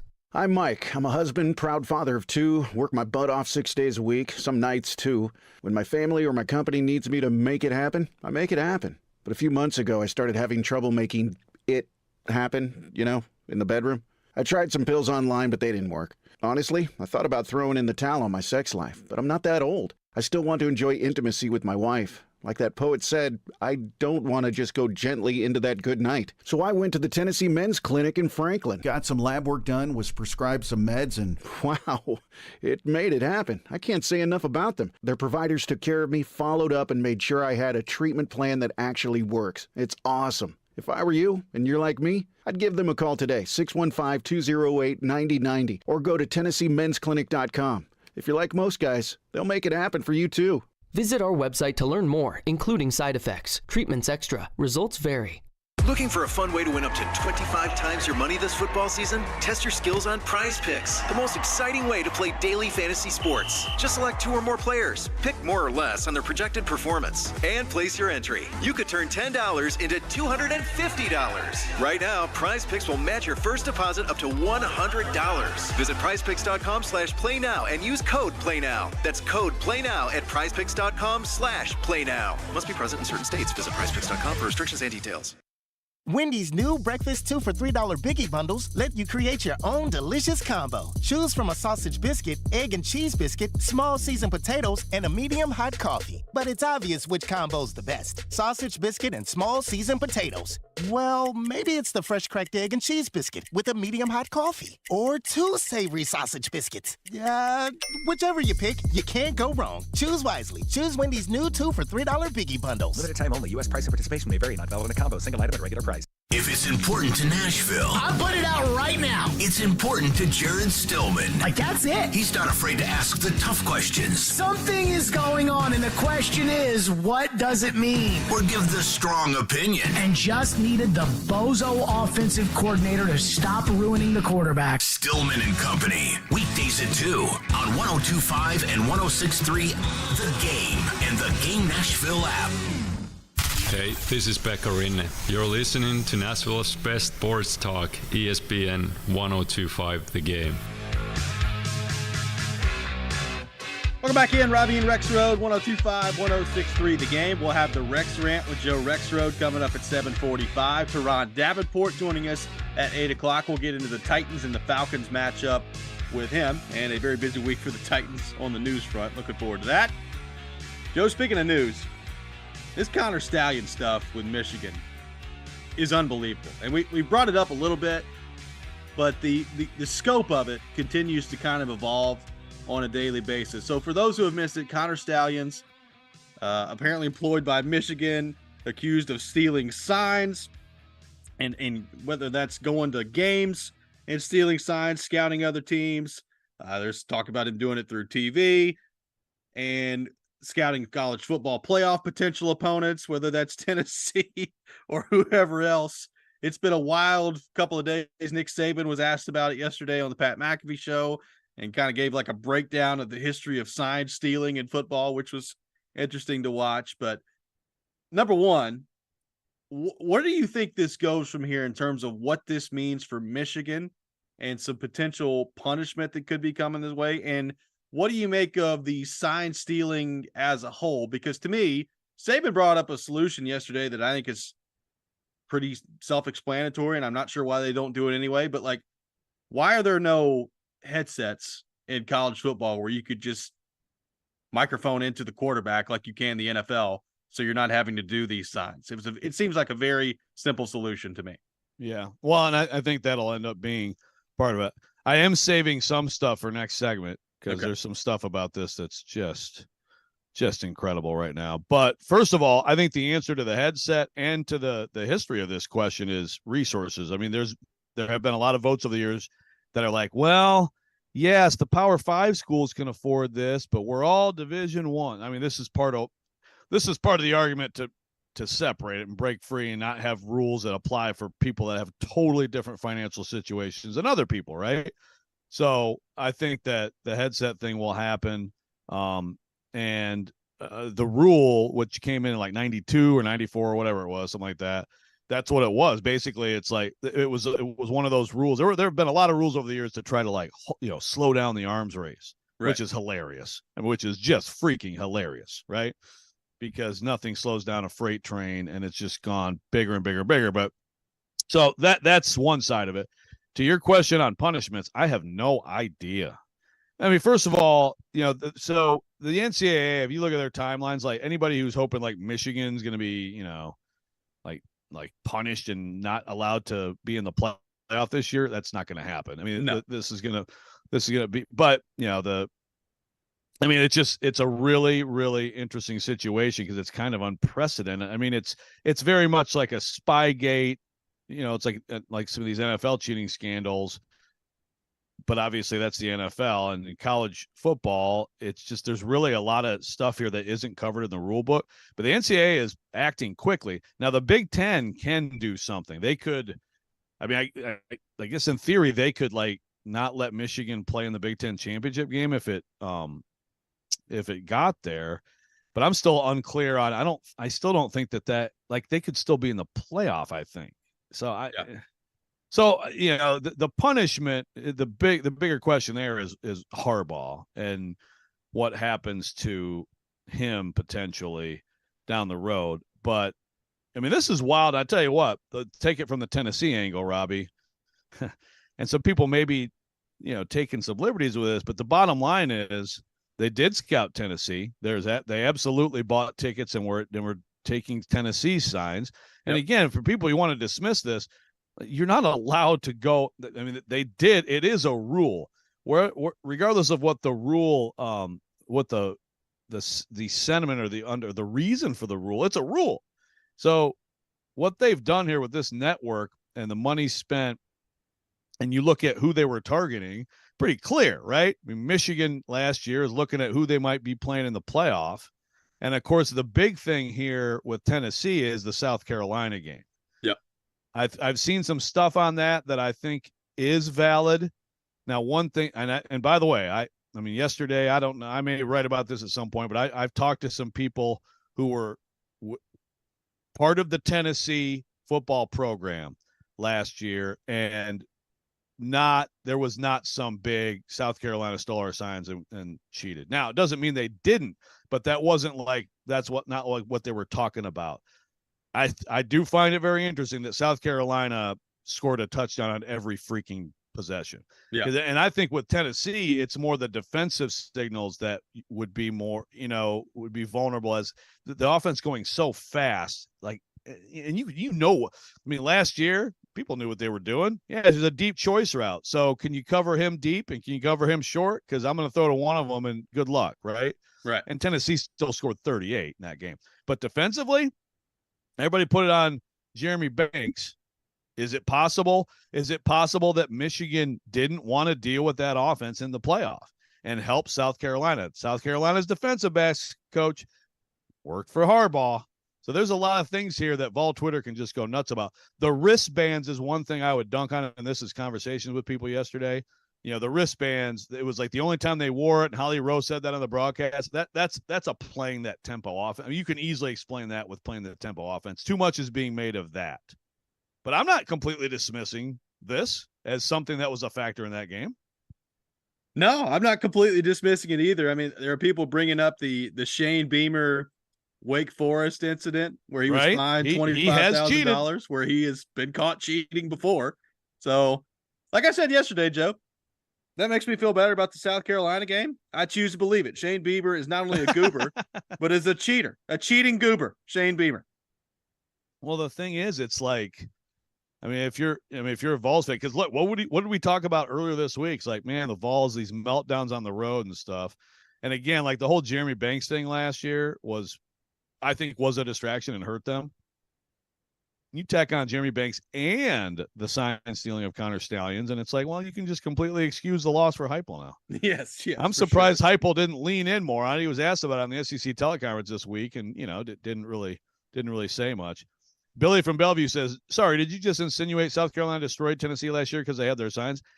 Billy, I'm just telling you what Vol Twitter is talking about, my friend. Now, let me tell you something about Vol Twitter. And Andy Staples has brought this to light, the first that I saw. They absolutely were talking about Connor Stallions and all this stuff way back in December and January. I mean, of last year. Yeah.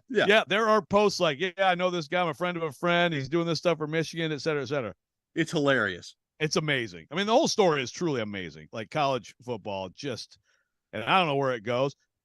But Billy, I am not dismissed. Listen, and we're going to talk about this in the next segment, because what's really stupid right now, and I can't imagine anyone but a Michigan fan would do this. If you think that there's no benefit from absolutely having the answers to the test and knowing, oh, they're running play action, so we sure as heck don't need to send a run blitz in. I mean, if you think having the answers to the test before every play isn't a benefit, why the heck would you have a web of spies all over the country doing this stuff? Like, you're starting me early on the rant, people. Let's not be stupid. It's like some military operation that's going on out there that Michigan has thrown out. Joe, I know we're going to get into this a little bit more in the next segment. One thing that I am going to say right now, this will be what ends up driving Harbaugh back to the NFL. When they get through all of this, whatever the punishment is going to be, because it's going to be something. Like, there's too much smoke there for this to not fall back on Harbaugh in some way. This is going to end up being what pushes him back to the NFL to avoid that punishment. That's just me. Yeah, you may be right. And when another part of that is some people up, who cover Michigan or know Michigan well, are saying that it's like this prominent, it's a booster or a trustee member who hates Harbaugh, that he's the big source on this. Don't know if it's true, but it sounds like some of the information people are getting about this, it does feel a little bit like an inside job. Yeah. Pretty wild. That's another reason, if you're him, it's like, okay, enough of this crap. Yeah, I'm going back to the National Football League. 615-737-1025 is our phone number. We'll have more coming up next on this topic with the Rex Rant, which you can check out every morning at 7:45 here on the program. We will do that next. This is Robby and Rexrode, 102.5-106.3 The Game. Are you always on the go? We've got you covered. Download the Game Nashville app from your app store and listen to us wherever you are. Robbie Stanley, Joe Rexrode. It's Chase McCabe. Caroline, Willie, D-Mace. Dominic Cavity. We are Nashville's best sports talk. Good station. I listen to it all the time. 102.5 and 106.3 The Game and the Game Nashville app. Hey guys, it's Mike from Newton Chevrolet GMC in Shelbyville. It's finally football season in Tennessee, which means sweaters, tailgates, and pumpkin spice lattes. Wait, it's still almost 90 degrees outside. Where's the fall weather? I guess we'll just have to keep waiting and sweating it out, even in football games for now. But don't wait on cooler temps to commit to making sure your car's running smoothly, even if you're still running the AC. It might be time to check the oil, all the fluid levels, and just a basic once over to make sure that when the weather finally does cool off, you won't be left out in the cold, literally or figuratively. Let our service center give you peace of mind and offer you great savings while you're at it. Save on basic services like tire rotations, fluid services, and brake checkups with up to $25 in savings this month at Newton Chevrolet GMC. Just a short drive away from Murfreesboro. Visit NewtonChevroletGMC.com to schedule a fall service checkup today. That's NewtonChevroletGMC.com. At the Home Depot, Saturdays are about two things: getting projects done right with Behr Premium Plus interior paint and football. That's right, Kirk Herbstreit. And with Behr's wall-to-wall coverage and long-lasting durable finish, you'll spend less time worrying about your walls, which means more time for football. For football. Upgrade your Saturday with Behr and the Home Depot. How doers get more done. If you're just tuning in, this is Fan 23, Fansville's #1 sports radio station. Brought to you by Tasty Dr. Pepper. We are settling the great debate: best third quarter snack, hot dogs or nachos? You know my mantra, Doug. Yes. Meaty early, cheesy late. Well, it looks like we have a caller here to weigh in. Is this Chuck? Popcorn in the third is the move. What? You go with passive snacking after halftime. No, it's nachos. Look, as long as there's an ice cold Dr. Pepper there to wash it down, I'm good with either. Dr. Pepper, the one fans deserve. Klein tools are new at Lowe's, pros. Lowe's knows you want top brands and quality products, and Klein Tools delivers. Right now, get the Klein 3-piece ModBox mobile workstation for $319.94 and the Klein 5-piece cushion grip screwdriver set for just $34.97, both exclusively at Lowe's. Shop the largest selection of Klein tools, the highest quality tool brand at Lowe's. Because Lowe's knows tools, Lowe's knows pros. This is Buster Olney, host of the Baseball Tonight podcast, inviting you to join us. We go 3 days a week with great guests from players such as Mike Trout and Carlos Correa, managers like Dusty Baker and Dave Roberts, general managers like Brian Cashman and Alex Anthopoulos, and our regulars, Tim Kirkchin, Sarah Langs, Jeff Pass, and Carl Ravitch. Baseball is a great fishbowl of humanity, and we go big game fishing every day. Listen wherever you get your podcast. You're locked into Robby and Rexrode. Every morning, first thing. Presented by TJ Anderson Homes of Benchmark Realty on 102.5 and 106.3 The Game and the Game Nashville app. Sometimes he wakes up on the wrong side of the bed. And sometimes he's just, well, Joe. Awkward moment, let's do it. This is the Rex Rant, now on Robby and Rexrode. It's the rant wheel is what they call it. The guy is drunk. When I woke up this morning, I was feeling pretty dangerous. Gator don't play no shit. You feel me? Wild Stallions! It is that time of the day, time for the Rex Rant with Joe Rexrode. You can check it out every morning at 7:45 here on the program. Joe Rexrode's rant of the day. Joseph, the floor is yours. I hope Bill and Ted's Excellent Adventure fans enjoy Wild Stallions, and they spell it Stallyns, and of course Connor Stallions with one L. So we got alternatively spelled stallions. I mean, I think it's just too perfect, isn't it? Before I get into this, a quick aside, because this text line is not letting me answer some people, which frustrates me. So I feel bad because I had some really good typed out answers for you. So real fast. Jack from Nashville says, what's the argument if he's less likely to be on the team next year for keeping him? The argument is twofold. One, Vrabel and his players trying to win. Two, you want to help your young QB. It's a lot tougher for your young QB this year if he's playing, if he doesn't have 22.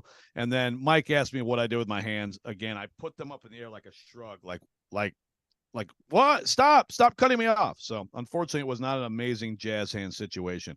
Also on the text line, Robby, already we got people just furious about this idea of, like Jacob, just this is nonsense. The Tennessee fans, don't give them the excuse. Listen, this Connor Stallions thing and Tennessee still could have tackled someone, still could have covered someone, right? Sure. I mean, Of course, this is where a beautiful example of two things can be true and people not being able to grasp that. Like Deion Sanders this week is like, well, you still got to execute, right? So some people are just rallying around that. And of course, Michigan fans in particular, right? Because obviously if you're a fan of a team in something like this, you want it to go away and you want to excuse everything else stuff. If your rival had this, like if Ohio State or Michigan State had this, Michigan fans would be calling this the absolute crime of the century, just as Michigan State and Ohio State fans are doing now, and they would all flip-flop if it was the other way around, right? We can agree on that? 100%. Yeah, so Deion's right, but also, I mean, if you're being honest, and there's two really good pieces that I'm going to use this to promote at The Athletic from David Ubben and Max Olson, talking to coaches about what this means. And I would just, it's four head coaches for Robin, 3 from Power 5, 1 from the Group of 5, or 4 head coaches. I mean, it's to paraphrase all of it, it's a huge deal if you have the answers to the test. Okay, it's a huge deal. The Michigan coaches are over there. Like there's pictures now of the Michigan coaches and then Stallions, and they've got the big menu with all of their signs. Yeah. If you can get to your team what it is, what this means, or even part of it. Okay, this is definitely even just pass run. That's a big deal.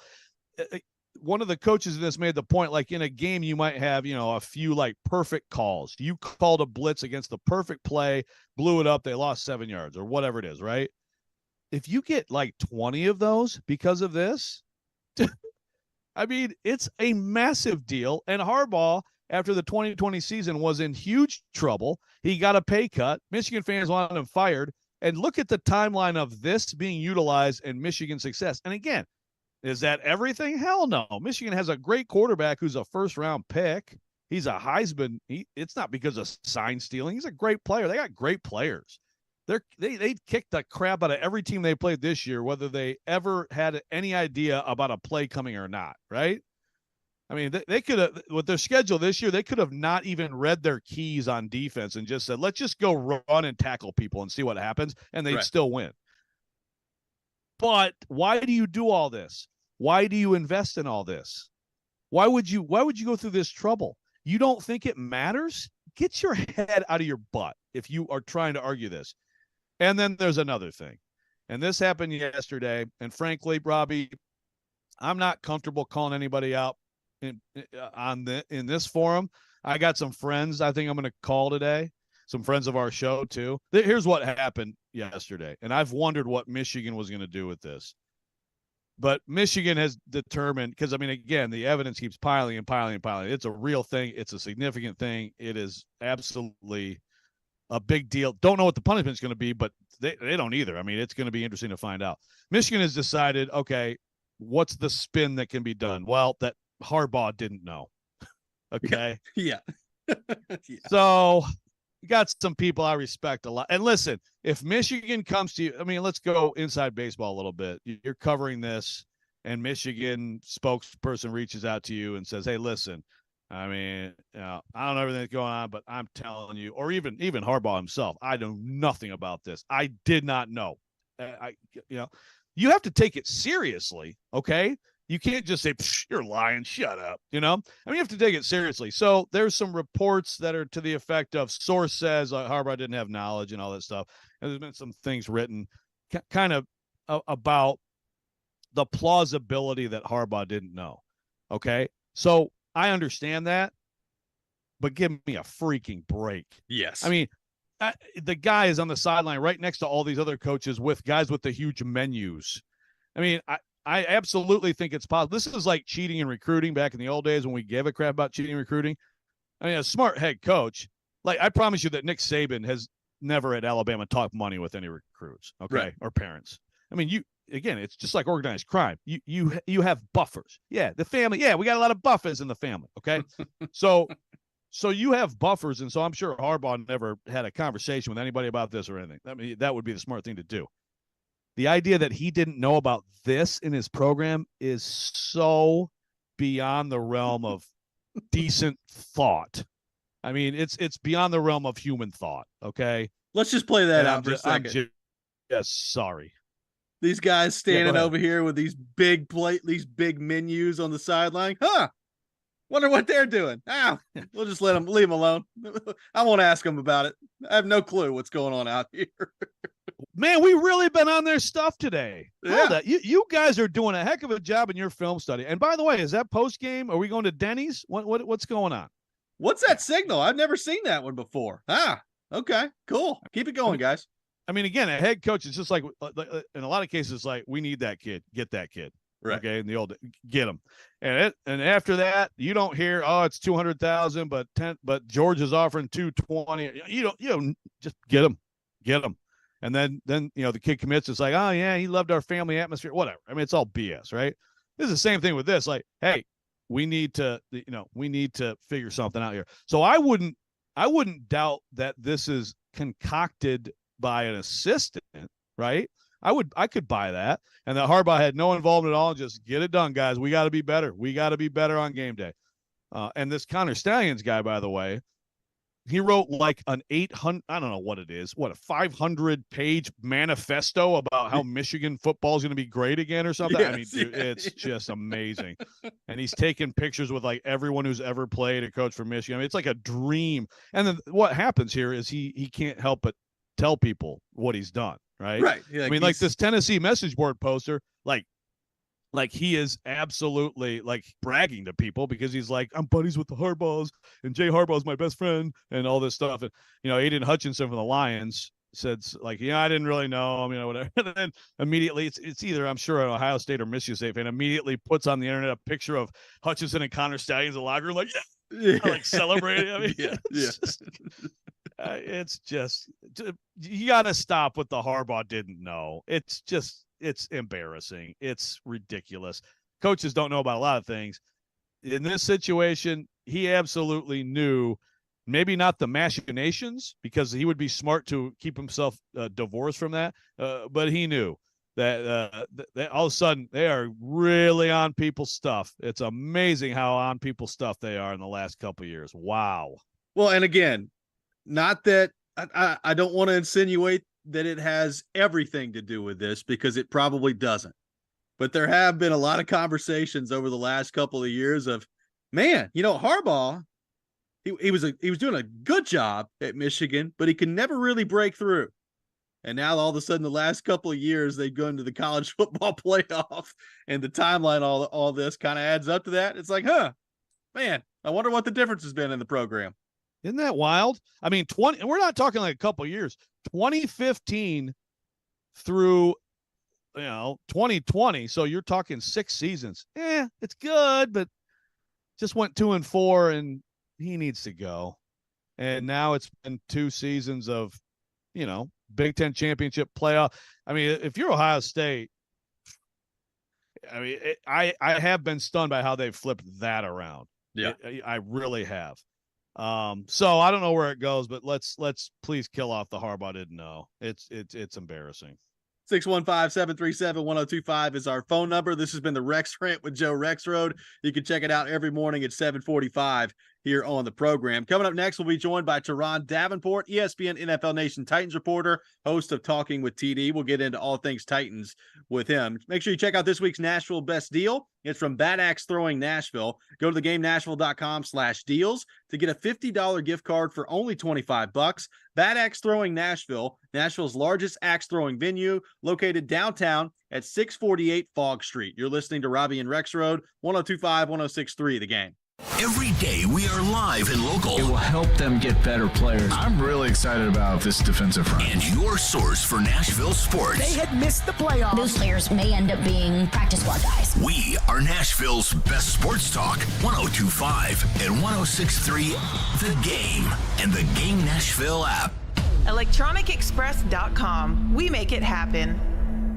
Jewelry business, it's in my blood. I've been doing it all my life, and it's my passion. Meet Daniel Sabalas, a third-generation jeweler at Genesis Diamonds. This line of work, it's all about honesty and trust. It's about building relationships. And that's what drew Daniel to Genesis, where it's all about education, transparency, and respect for each customer. It's based on a family business mentality, and that's how we are. We're here to educate, to guide you, and we make it very easy. So we really go out of our way to educate customers in the right way. There's no stress stress level, there's no tension. The customer can feel that. All this while providing the guaranteed best value price. I've never seen a company that has the best price like this that I've seen anywhere. We are a powerhouse of diamonds. Genesis Diamonds. No commission salespeople, no pricing games, no risk, no pressure, no cutting corners. Genesis Diamonds is going to give you the best price, best quality, guaranteed, no matter what. Genesis Diamonds, Green Hills and Cool Springs. Get ready to elevate your game day experience. Titans fans, it's all happening at Mimo Bar on Titans Terrace. Just a short walk from the bridge at First and Numbrian. They've got your epic pregame and postgame covered with their Italian classics and sensational cocktails. Your senses will be on a joyride. And hey, listen to this. Everyone at the Titans Terrace gets a chance to bag a Gibson Guitars merch bundle, a $100 Mimo postgame gift card, or a weekend brunch for two. So why wait? Mimo Bar, where Nashville's heritage meets Italian flavor. This year, Boys and Girls Club of Middle Tennessee celebrates its 120th anniversary. Through time, BGCMT continues to evolve to enable all young people, especially those who need us most, to reach their full potential as productive, caring, and responsible leaders. Because of your continued support, BGCMT has remained strong and is committed to supporting our youth and solidifying our mission and culture in new exciting ways for 120 years. Visit bgcmt.org today. Let's see. That one. Wait, I didn't see this one. We apologize. When you have as many microbrews on tap as we do, we know it can be hard to make a decision. Don't worry, we're patient. Wow, let me see here. Bar lines at the Omni Nashville Hotel. Incredible apps and salads, delectable burgers and wraps featuring local Tennessee whiskey and local brews on tap and live music 7 days a week. The decision is obvious. Bar lines at the Omni Nashville Hotel. Now, your Game Center update. I'm Nick Keyser. The Tennessee Titans have a matchup against Desmond Ridder and the Atlanta Falcons on Sunday, as the Titans will be in their Oilers throwback jerseys in front of the fans. Defensive coordinator Shane Bowen discussed how they can take advantage of getting to the quarterback on Sunday. And when we get back there, we got to be attacking the football, right? Like something we've talked about, turnovers, they got to come. Hopefully they come in bunches, but at the same time, we got to force them, right? They're not going to hand us anything. We got to be able to get close enough to the ball to affect it. And the Milwaukee Bucks saw Damian Lillard debut at home last night, scoring 39 points as the Bucks won 118-117 as Dame Time hit a last-minute three-pointer to get the win over the Philadelphia 76ers. And over in the NHL, 22-year-old forward Shane Pinto has been suspended 41 games for gambling violations. The NHL found no evidence he wagered on NHL games, and Pinto has yet to sign a new deal with the Ottawa Senators, and his suspension length is the fourth longest in league history. You're listening to 102.5 and 106.3 The Game. Live from the Hiller Plumbing, Heating, Cooling, and Electrical Studios. WPRT FM Pegram, WPUC HD2 Laverne. Nashville's exclusive home for the Nashville Predators. 102.5 and 106.3. 79-52 Vanderbilt. And I think he's got a coach up by Cheryl. You're going to see more moves. The Game. A Cromwell media station. Mixing sports and a little bit of fun. This is fun! On your morning drive. This is Robby and Rexrode. With Robby Stanley and Joe Rexrode. Presented by TJ Anderson Homes of Benchmark Realty. On Nashville's best sports talk. 102.5 and 106.3 The Game. And on the Game Nashville app. ESPN's Turon Davenport. Talking Titans. Now. On Robby and Rexrode. On ESPN. 102.5 The Game and the Game Nashville app. It is that time of the week, time here on Robby and Rexrode to go to our 102.5 The Game phone line, driven by WilsonCountyHyundai.com, and welcome in our friend Teron Davenport, ESPN NFL Nation Titans reporter, host of Talking with TD, here to the program. TD, good morning. How are you? Hey, good morning. How are you? I'm great, man. We're awesome, man. Appreciate you taking time to be with us. TD, we were discussing this earlier. Obviously, Kevin Byard traded this week. We'll see what else is coming down the pike for the Titans here, but if you're a Titans fan heading to this game on Sunday against the Falcons, how worried should you be that this is maybe the last time you're seeing Derrick Henry play in a Titans jersey? Well, you know what? I think that's something that you should as a Titans fan, just be like, hey, man, it's a great opportunity. You know, that's kind of what it boils down to. I don't really think Henry gets moved, but, you know, it's a good, just looking back on all the things that he did and how many times that stadium chanted his name, the fans in there's a lot to it, you know, and he's a guy that once he gets going, you know, that way that he runs the football and what he does with it, it's something that inspires the rest of the team and the fans. So that's how you got to approach it. So, TD, do you think anyone else gets moved? And do you think that once you move Byard, you've gone down the path of you should be looking to move more guys?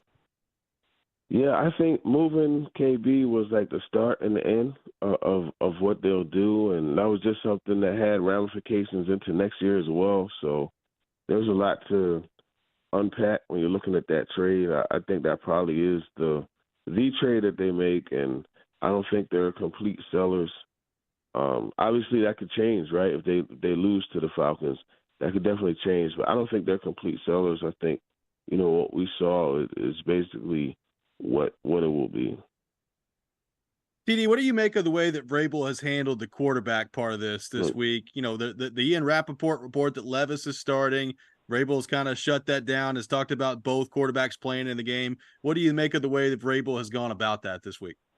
Yeah, it's very interesting. I don't know if it's gamesmanship or actually what they're going to do. I don't know, man. And that's the thing. Like, you try to get that information, but everybody's very ho-hum about it, you know, so it's tough to uncrack that one. I do find it interesting that he doubled down on it. And, you know, one of the first things he said was that I never said Will Levis was the starter.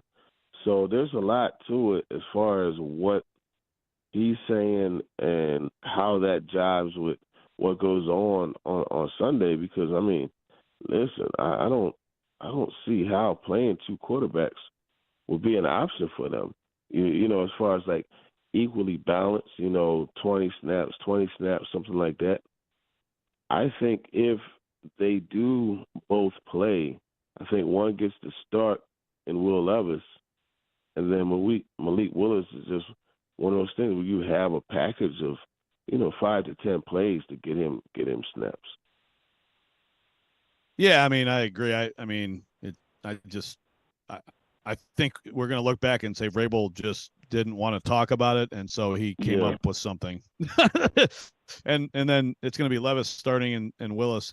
I mean, because the thing is, TD, like, play that out for practice. Like, for people who, I mean, first of all, even with Levis alone, I think people should keep in mind the limited reps to date, right? And you know how valuable those reps are. Reps with the starters, reps with guys who you're actually going to play in the game with. So, I mean, in a practice week, I don't even know, like, how you could – I feel like most coaches in the NFL would be like, this just – like, you can't even make it work with reps to try to get ready for a game, especially with a young quarterback, right? Trying to do a 2 QB thing. Yeah, it's going to be extra tough for them to get whoever ready for this weekend. And, you know, they're doing some different things as far as, like, on the bye week they threw. You got them throwing after practice, you know, outside of this week. They're throwing after practice with some of the other receivers like Mason Kinsey, Colton Dow, et cetera. It's definitely hard because the reps are limited.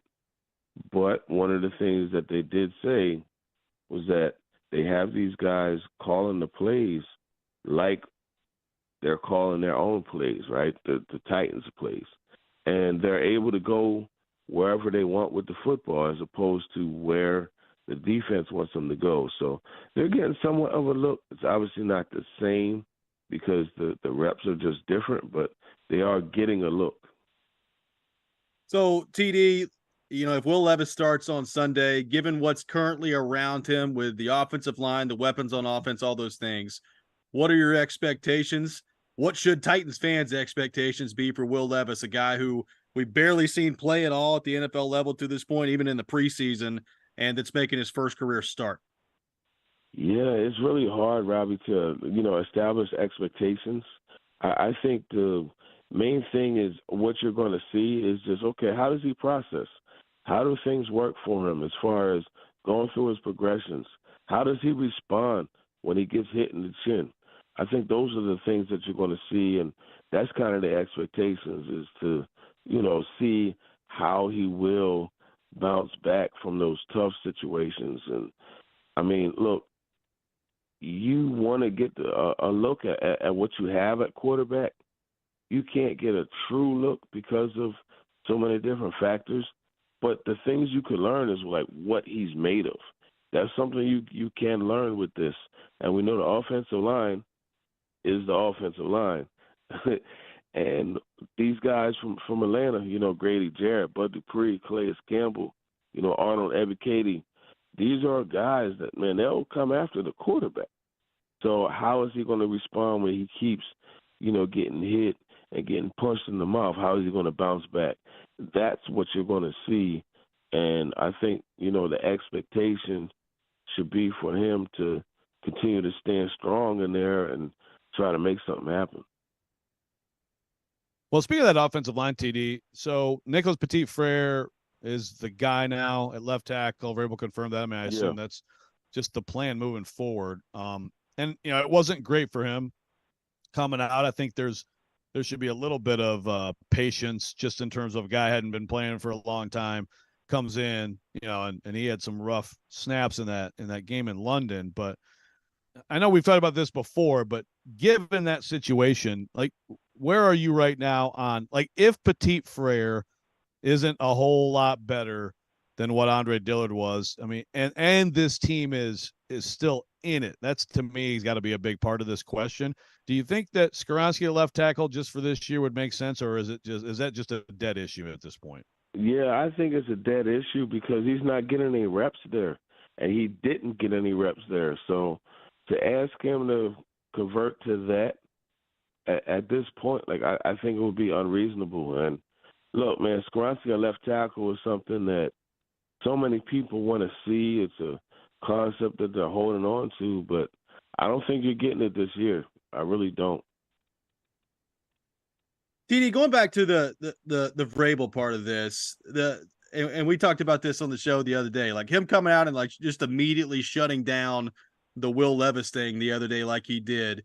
Do you sense some frustration from Vrabel that report from Rappaport got out there that Levis was starting on Sunday?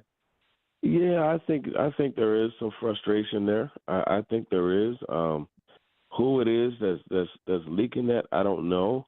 It's just funny to me, and Jarrett and I, we talked about this extensively yesterday. It's just funny to me how every time an Ian Rappaport report comes out, it's like, hey, Rand Carthon did it. Rand is the guy. He's telling. We don't know that for sure. So I don't know who it is that is Rappaport's connection there in the building, but he obviously has a very, reliable one.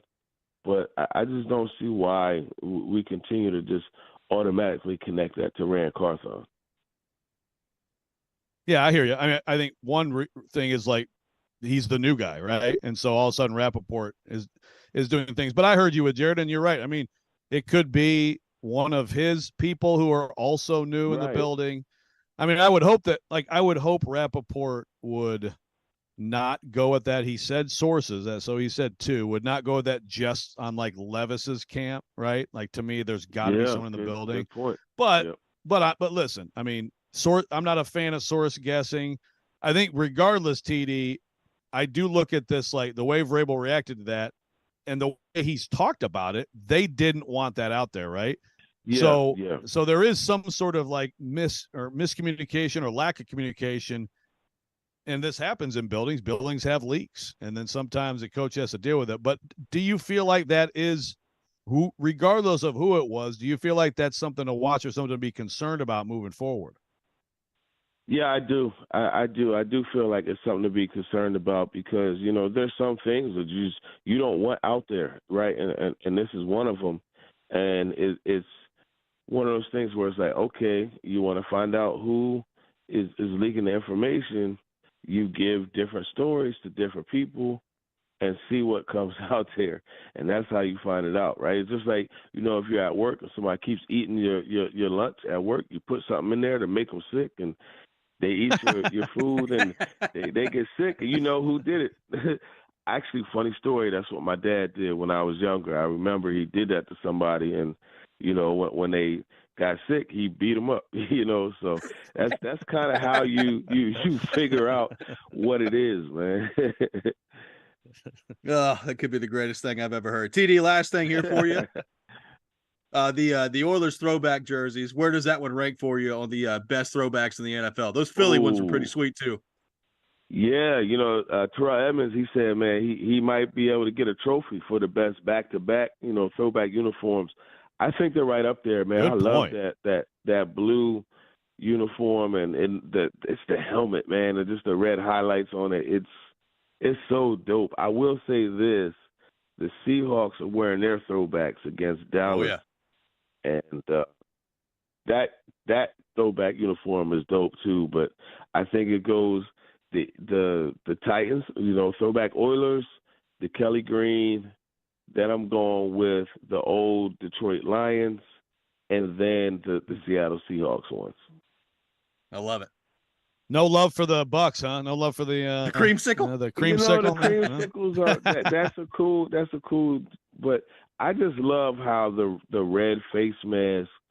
It has the highlight. It highlights the red in the oil rig, and then you throw the Sean Murphy bunting. As a matter of fact, his cleats. Watch his cleats that he has to go with that, man.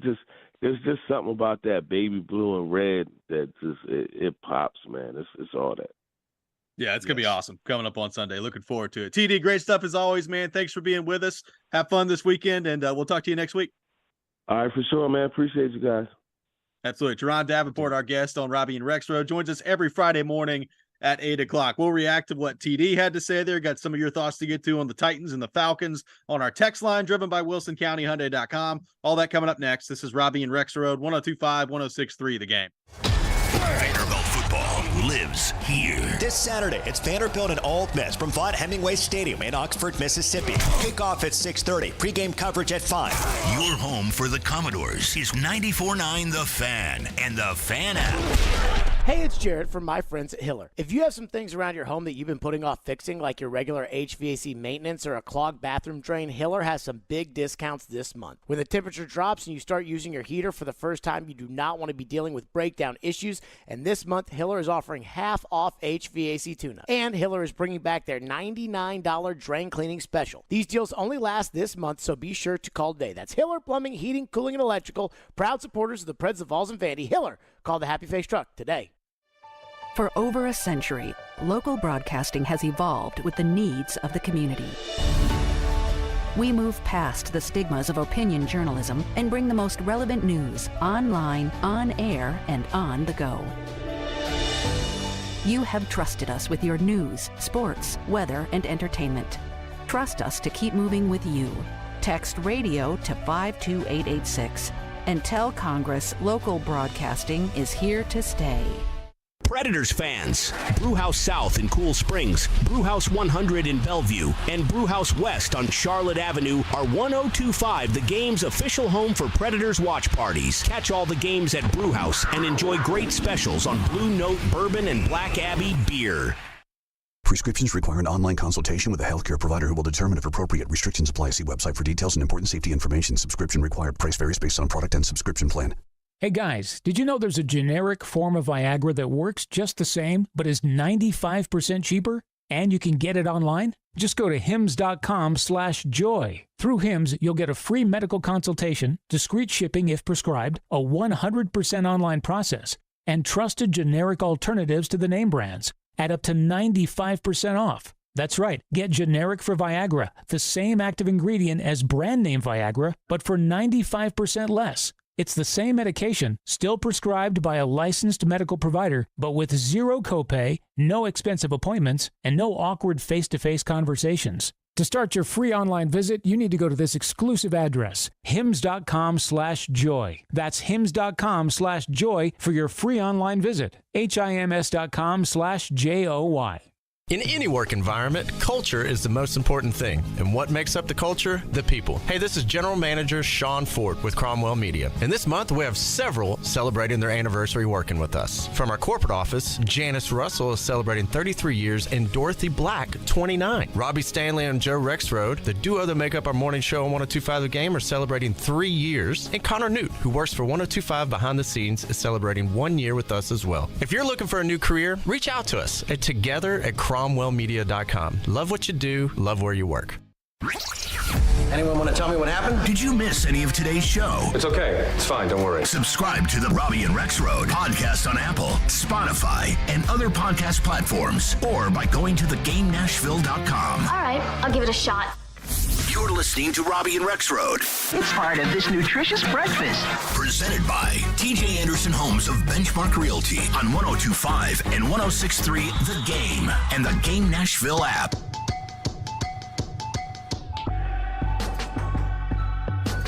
Welcome back in, Robby and Rexrode, 102.5, 106.3 The Game. Robby Stanley, Joe Rexrode, Nick Keyser here with you on this Friday morning. Got some tickets to give away to see the Nashville Predators take on the Toronto Maple Leafs tomorrow at Bridgestone Arena. Be caller number 5, 615-737-1025, our phone number, 615-737-1025. Caller number 5 will win a pair of tickets to see the Preds take on the Maple Leafs tomorrow night coming up at Bridgestone Arena, 615-737-1025.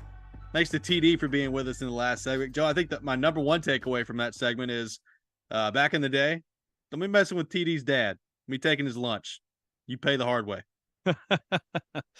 That's outstanding. Hell of an analogy, too. Yeah, it is. It's really good. That's why he's the best in the business, baby. Every Friday morning at 8 o'clock. We love it. It is interesting, like trying to generate expectations for Will Levis in this game. I mean, there's nothing to go on at the pro level. You're talking about like 30 snaps in a preseason game and one preseason game at that. There's nothing to go on.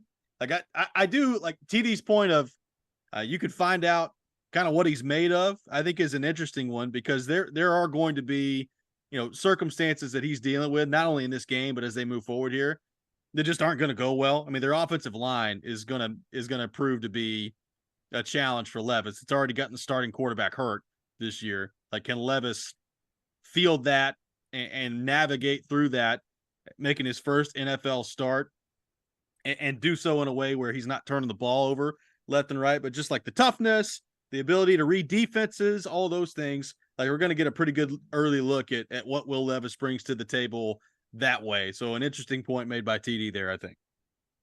Yeah. Look, whether, he has, he's 25 for 30 for 260, 3 touchdowns, no picks, or, he's sub 50%, throws a couple picks. I mean, like the play-by-play, just how he, like TD said, how he's processing, how he's getting rid of the ball, certainly how he throws the ball, pre-snap, checks at the line. There's a lot to this, and you're going to be able to find out some things about Will Levis.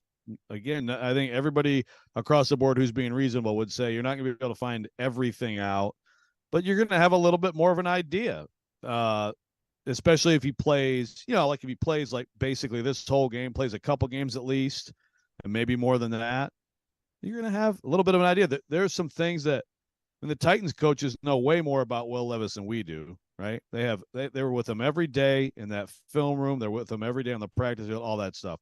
And they still are going to be the same thing. Like, let's find out, because it's just, you cannot duplicate what happens. TD laid out some of those dudes. They may not have, Myles Garrett or TJ Watt, but they got guys who can come put him on the ground, and they're coming for him on Sunday. And, some people, look, say what you want about Ryan Tannehill. Some people are going to remember him, in my opinion, with much less warm regard than they should for what he's been as a quarterback. If you've been watching Ryan Tannehill and you don't think that dude is tough and can take a hit and can stand in that pocket, even when it's all flying around him, you have not been watching. And that is a huge part of this whole thing. I think it's a part of why Mariota failed. Robby likes to tell you Mariota was a terrible quarterback. He wasn't, but he saw ghosts, and he and that just really affected his ability to play the position, and that's a big thing. But believe me, we're going to find something about that out because Will Levis is going to get hit this year.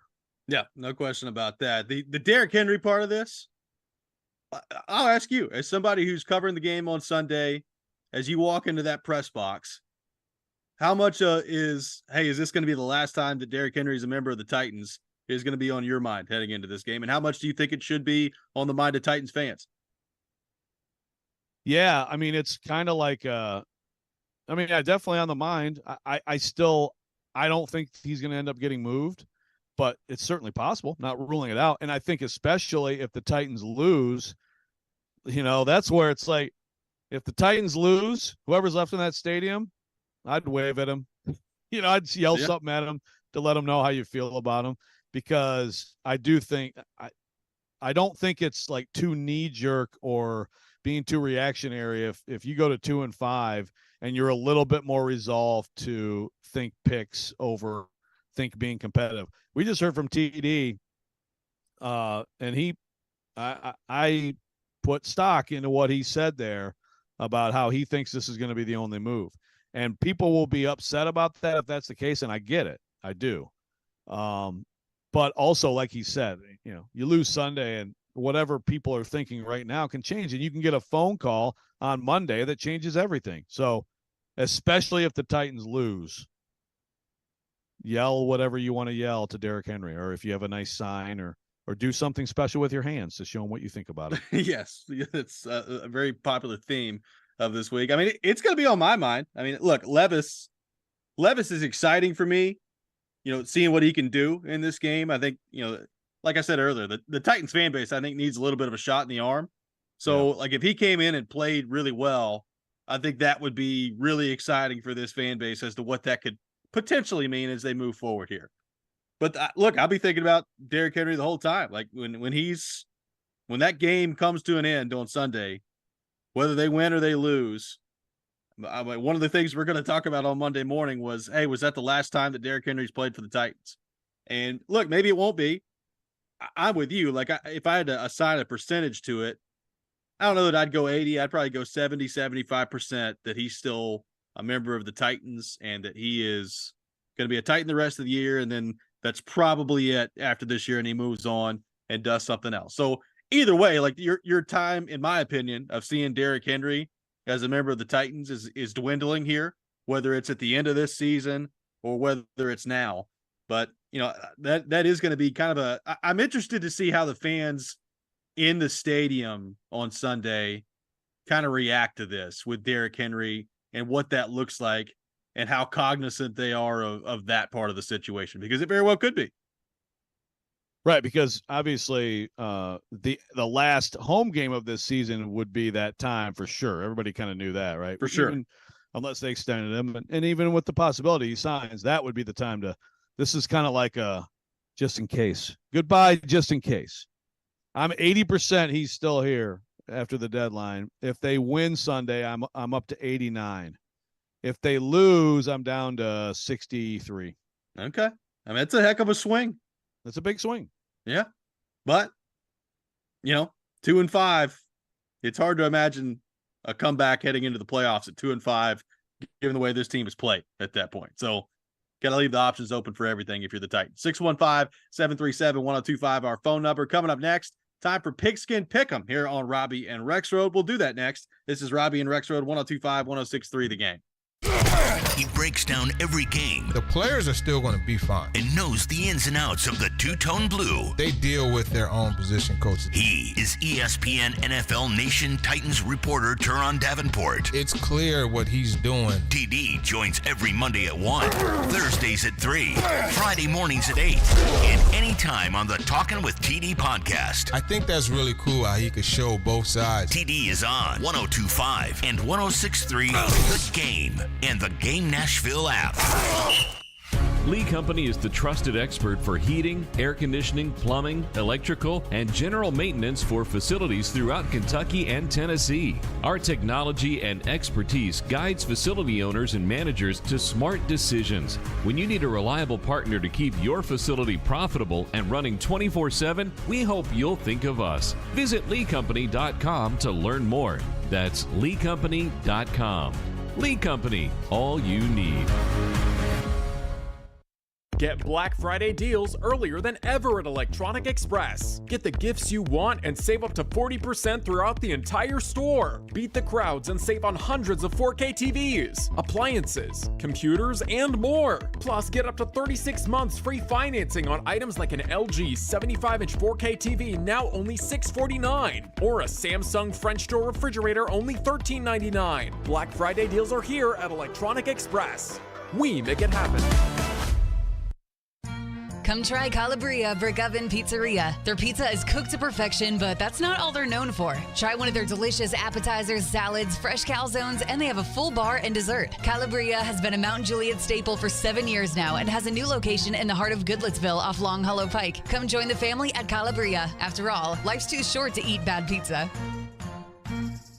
20 years ago, when Genesis Diamonds came to Nashville, this was one of the most expensive cities in America for diamond jewelry.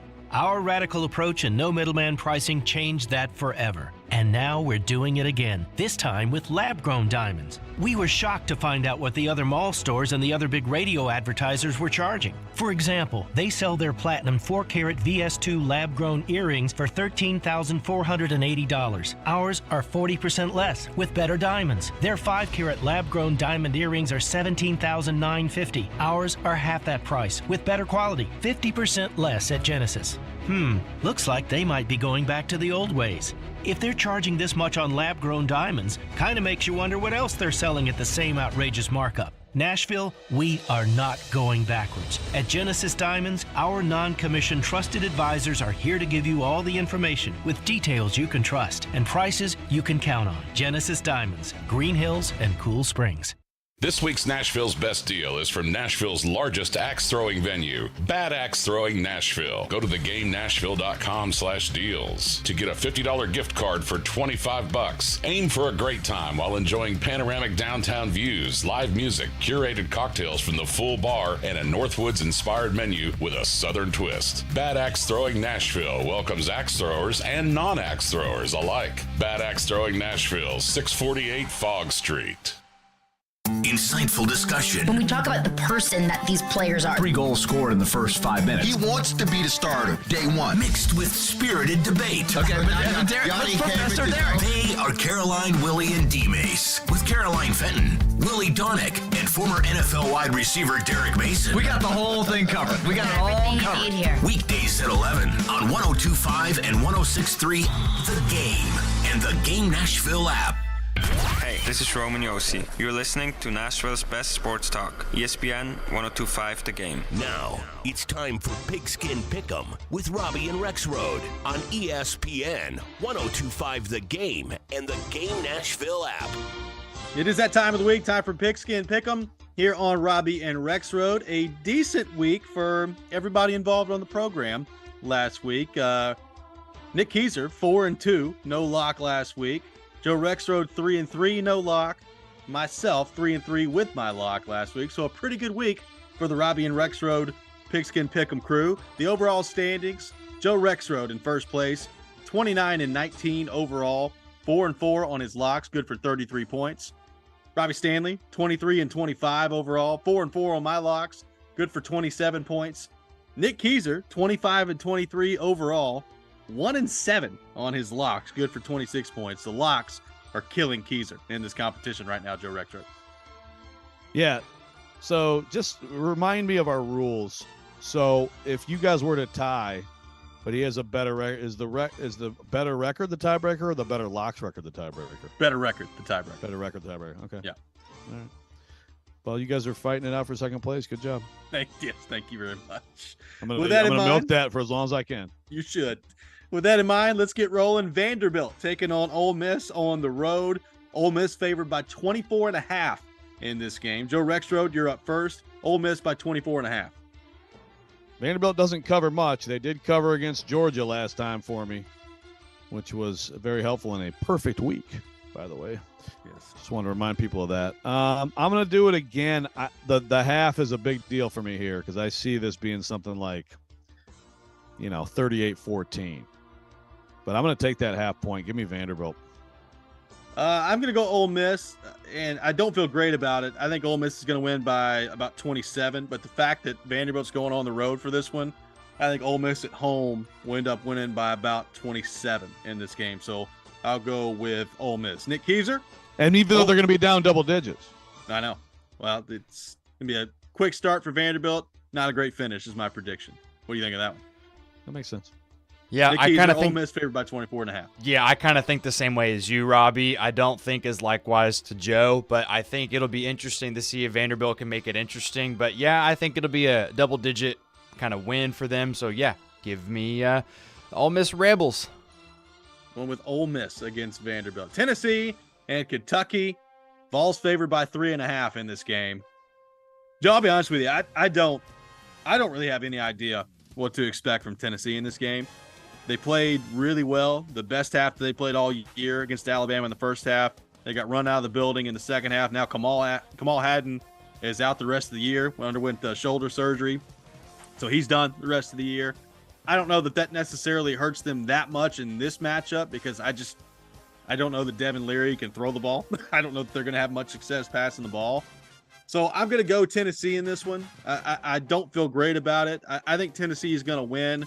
I do think this has the opportunity to be pretty close going on the road to Kentucky, but I think Tennessee wins by about a touchdown. So I'll go with the Vols minus a 3.5. Nick Keyser, Tennessee favored by 3.5 on the road. Yeah, I don't feel great about it either. I don't know what to expect from the Vols, especially after last week. However, they should be motivated, but maybe it's closer than we think. So give me the Tennessee Volunteers, and man, I don't know if it's going to come down to a field goal or not, but yeah, I still like the Vols here. We're going with the Vols minus 3.5. Joe Rexrode, Tennessee favored by 3.5 on the road. Vols lock. Ooh, confident. Guarantee. And apologies to Michelle. I'm sorry, it's not going to be a great Catterday. I think the Vols defense is going.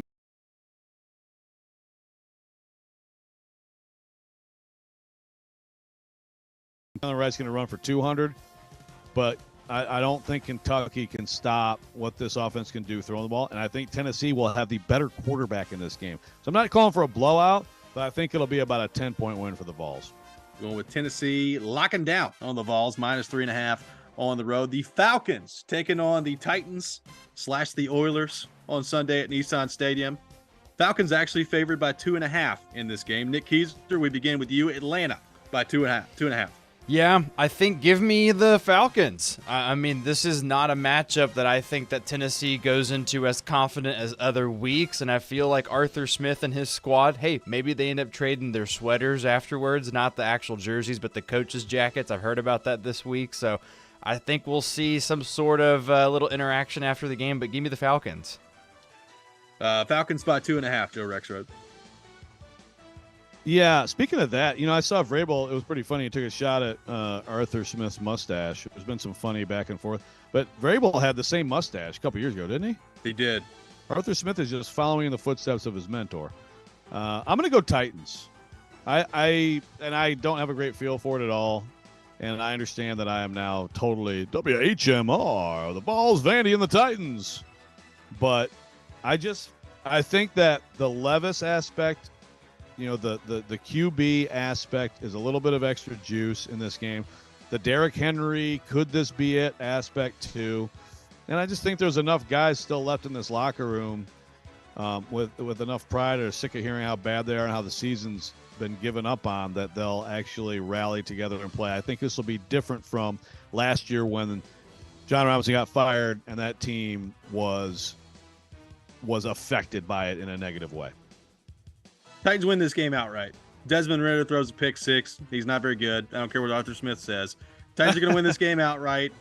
Look, I don't think Will Levis is going to play great in this game. I mean, the final score, Joe, I think is going to be somewhere in the neighborhood of like 17-14. I don't think there's going to be a whole lot of points in this game, but I think the Titans find a way to win. Derrick Henry is able to run the ball well enough, and the Titans defense makes enough plays, even without Byard, to win this game. So I'll go Titans plus the 2.5, and I'll go the Titans to win outright as well. We move to the individual portion of the program.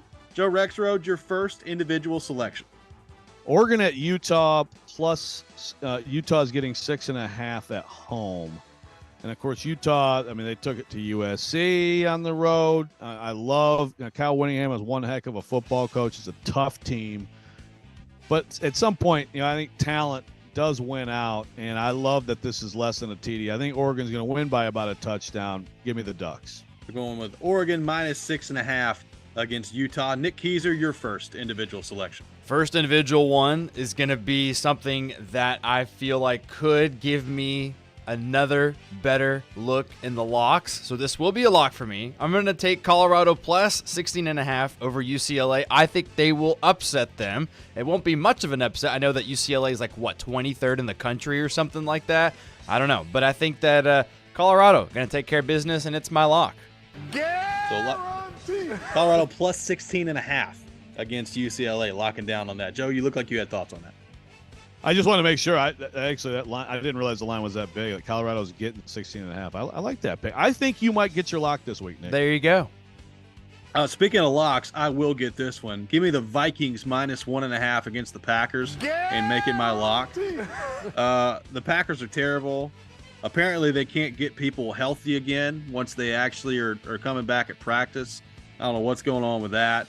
Matt LaFleur remains the head coach in Green Bay, and Minnesota's playing pretty well. So I'll go Vikings -1.5 on the road in Lambeau, locking down against the Packers. Screw you, Matt LaFleur. Are you hoping are you tanking for Caleb over here? We're getting there. Not there yet, but we're getting there. Just saying. Nice. Joe Rexrode, your second individual selection. Ohio State at Wisconsin. Luke Fickell, Buckeye legend. I'm WHMR on the best friendship of Vrabel Fickell. Okay, yes. Wisconsin's getting 14.5 at home. Ohio State, I was impressed with what they did against Penn State last week. I was also unimpressed with Penn State's inability to complete a forward pass. But I think the Badgers at home, Luke Fickell against the team that he could be the head coach at Ohio State. They gave him a 1-year trial and bounced him. I like the Badgers. That half point again means a big deal to me. Give me the Badgers plus the 14.5. They'll make it close. So going Wisconsin plus 14.5 against Ohio State. I'm going to go Duke against Louisville. Give me Louisville's getting 4.5 in this game. Give me Duke plus the 4.5. If they let it get away from them last week against Florida State, I think they respond. I think they beat Louisville outright in this game. So I'll go Duke plus the 4.5. Nick Keyser, your second individual selection. Joe, I was thinking the exact same game. I am not kidding. So I will have that one as well. That was something that I was eyeballing after listening to the midday show yesterday, and that was a very attractive game for me at least. So I'm going the same way there as well. So going Wisconsin. I think you should pick it go the other way though. No. Yeah. That's a rule. You didn't know that was a rule in Pigskin and Pick'em? No. It's not a rule. Wisconsin plus 14.5 against Ohio State. Nick, your final individual selection. I hope that they get it done, but I'm going to go New Orleans Saints -5.5 over the Bears. Are they playing the Bears this week? I think so, from what I saw. If this is another example of Nick Keyser picking a game, I swear it was right up at the top when I was looking at it. It's Bears Chargers, bro. Never mind. Wow, I did it again. Shame on me. Hey, look, whatever it is, I didn't even look at it. You guys are probably looking right at it right now because I'm at the mic. The Saints are playing the Colts. Do you like either the Saints Colts or the Bears Chargers by 1 game? in this game? Yeah, I interest you in a Bears Chargers. I'm still gonna own it. I'm still gonna take the Saints.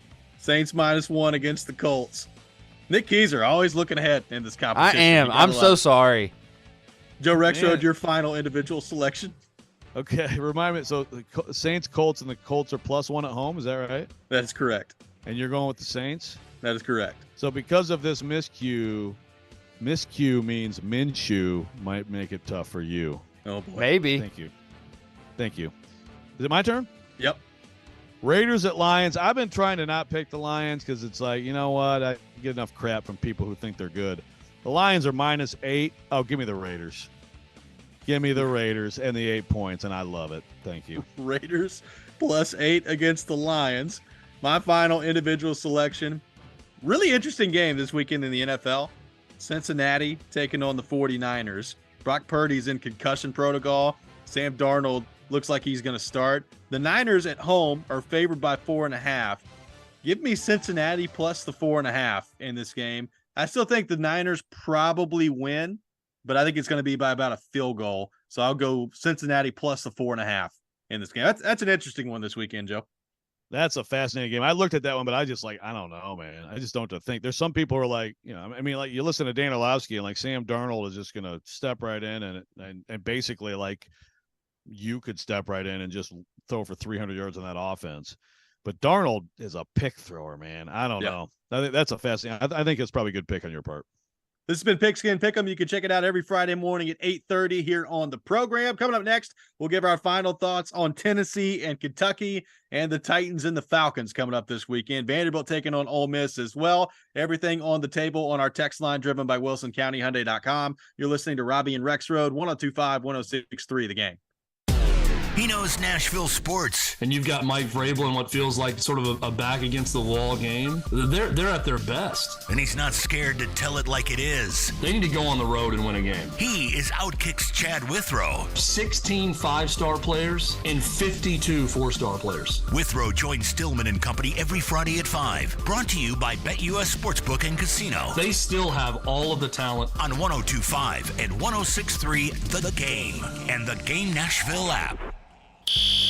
Attention all fire protection, commercial plumbing, and HVAC experts. Jarrett Companies are looking for experienced field technicians like you. Tired of working for your large corporate employer? Work for a company where you're more than just a number. Jarrett's Fire Protection, commercial plumbing, and HVAC divisions are owned and operated by Nashville natives who want you to grow with their amazing team. Hi, I'm Jason Jarrett, owner of Jarrett Companies. I'm looking to hire experienced experts and will offer a sign-on bonus of up to $5,000 for certified professionals. In addition to our great benefits that include a 401k match, PTO, and top pay with annual bonuses, we'll also provide you with top-of-the-line tools, trucks, and equipment that you need to grow your career. Our customer base is large and our business is booming with many opportunities for advancement. Give us a call or go online to JarrettCompaniesInc.com and apply today to become a member of our family and protect our community. That's JARRETT CompaniesInc.com. Jarrett Companies, where we are above and beyond industry standards. Are you kidding me? Gas prices are up again? Somebody has to do something. Well, someone did. That's why I use Upside. Upside? What's that? It's a free app that pays you real cash back for every gallon of gas or diesel you buy. I just earned 25 cents back on every gallon of this tank. Hold on. So the Upside app is free and you actually get cash back every time you use it? No strings attached? Yep, it's awesome. And it only takes a couple of minutes to sign up. Instead of just watching your dollars go into your tank, start putting money back into your wallet with the free app from Upside. With the price of gas today, it's big news and big money. Frequent users earn an average of $340 per year that can be cashed out right to your bank account, PayPal, or as an e-gift card. Upside users have already earned over $500 million in cash back. Download the free Upside app to join them. Use promo code FOOTBALL for an extra 25 cents per gallon on your first fill-up. That's code FOOTBALL. Use code FOOTBALL for an extra 25 cents per gallon back in your first fill-up. Klein tools are new at Lowe's, pros. Lowe's knows you want top brands and quality products, and Klein Tools delivers. Right now, get the Klein 3-piece Modbox mobile workstation for $319.94 and the Klein 5-piece cushion grip screwdriver set for just $34.97, both exclusively at Lowe's. Shop the largest selection of Klein tools, the highest quality tool brand at Lowe's. Because Lowe's knows tools, Lowe's knows pros. If you're like most people, you've had your fair share of financial questions. Questions like, can I afford my son's travel hockey team? What if my daughter doesn't get that soccer scholarship? Will I be able to enjoy golf in retirement? At Empower, we know these questions can be stressful. We're here to help answer your what ifs and empower what's next. Join 18 million Americans and take control of your financial future.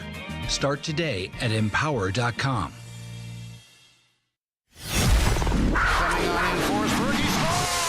Saturday night, the Predators wrap up their 3-game homestand against Toronto.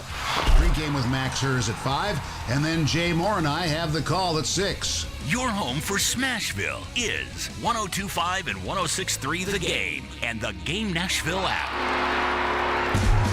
You're listening to Robby and Rexrode, presented by TJ Anderson Homes of Benchmark Realty on 102.5 and 106.3 The Game and the Game Nashville app.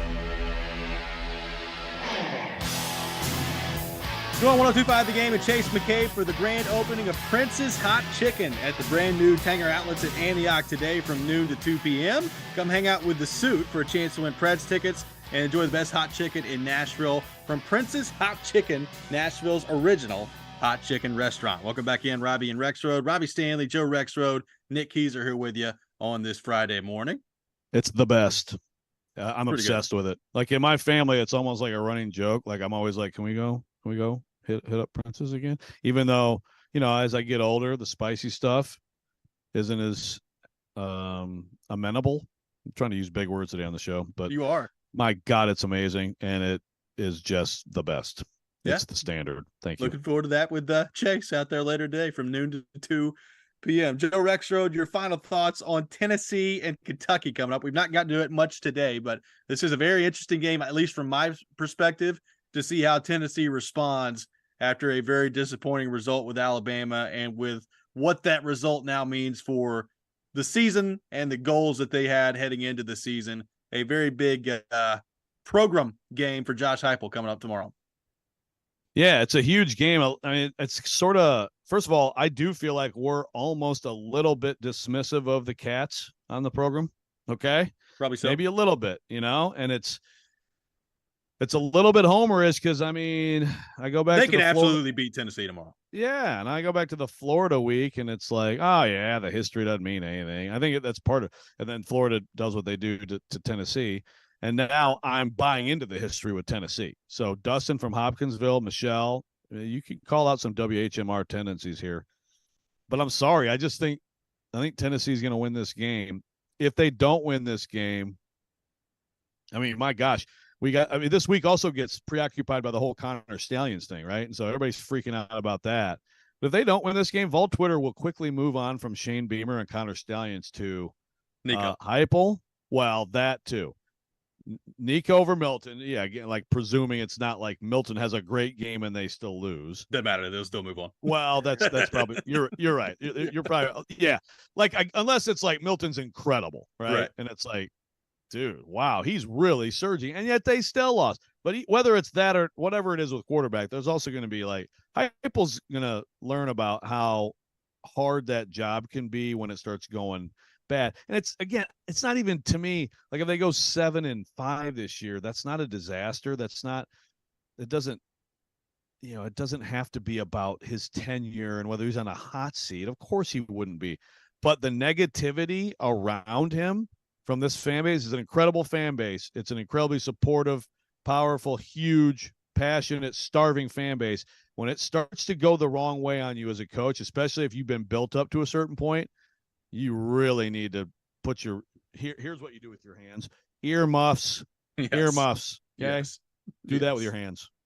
By the way, Matt Jones joining Jarrett Stillman today at 4:30. So oh my goodness. That'll be something. Stillman and Matt Jones together. What do you think of that? Well, will Matt Jones be on a stream or is he just gonna do the phone? I don't know.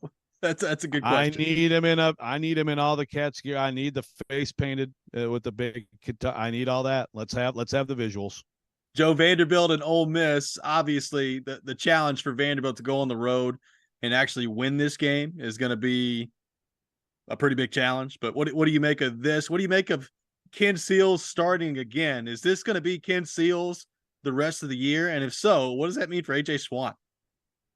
Yeah, and Clark Lee has said, in fact, I think after he came on our show, a little bit more about Swan and his injury. He's not healthy, so that is important to keep in mind.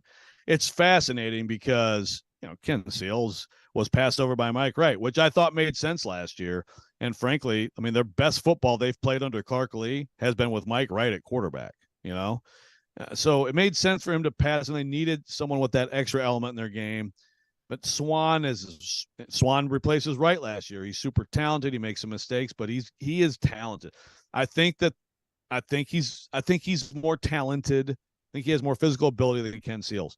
But Ken Seals is a smart veteran quarterback who came right in the SEC and held his own, playing it for Vanderbilt.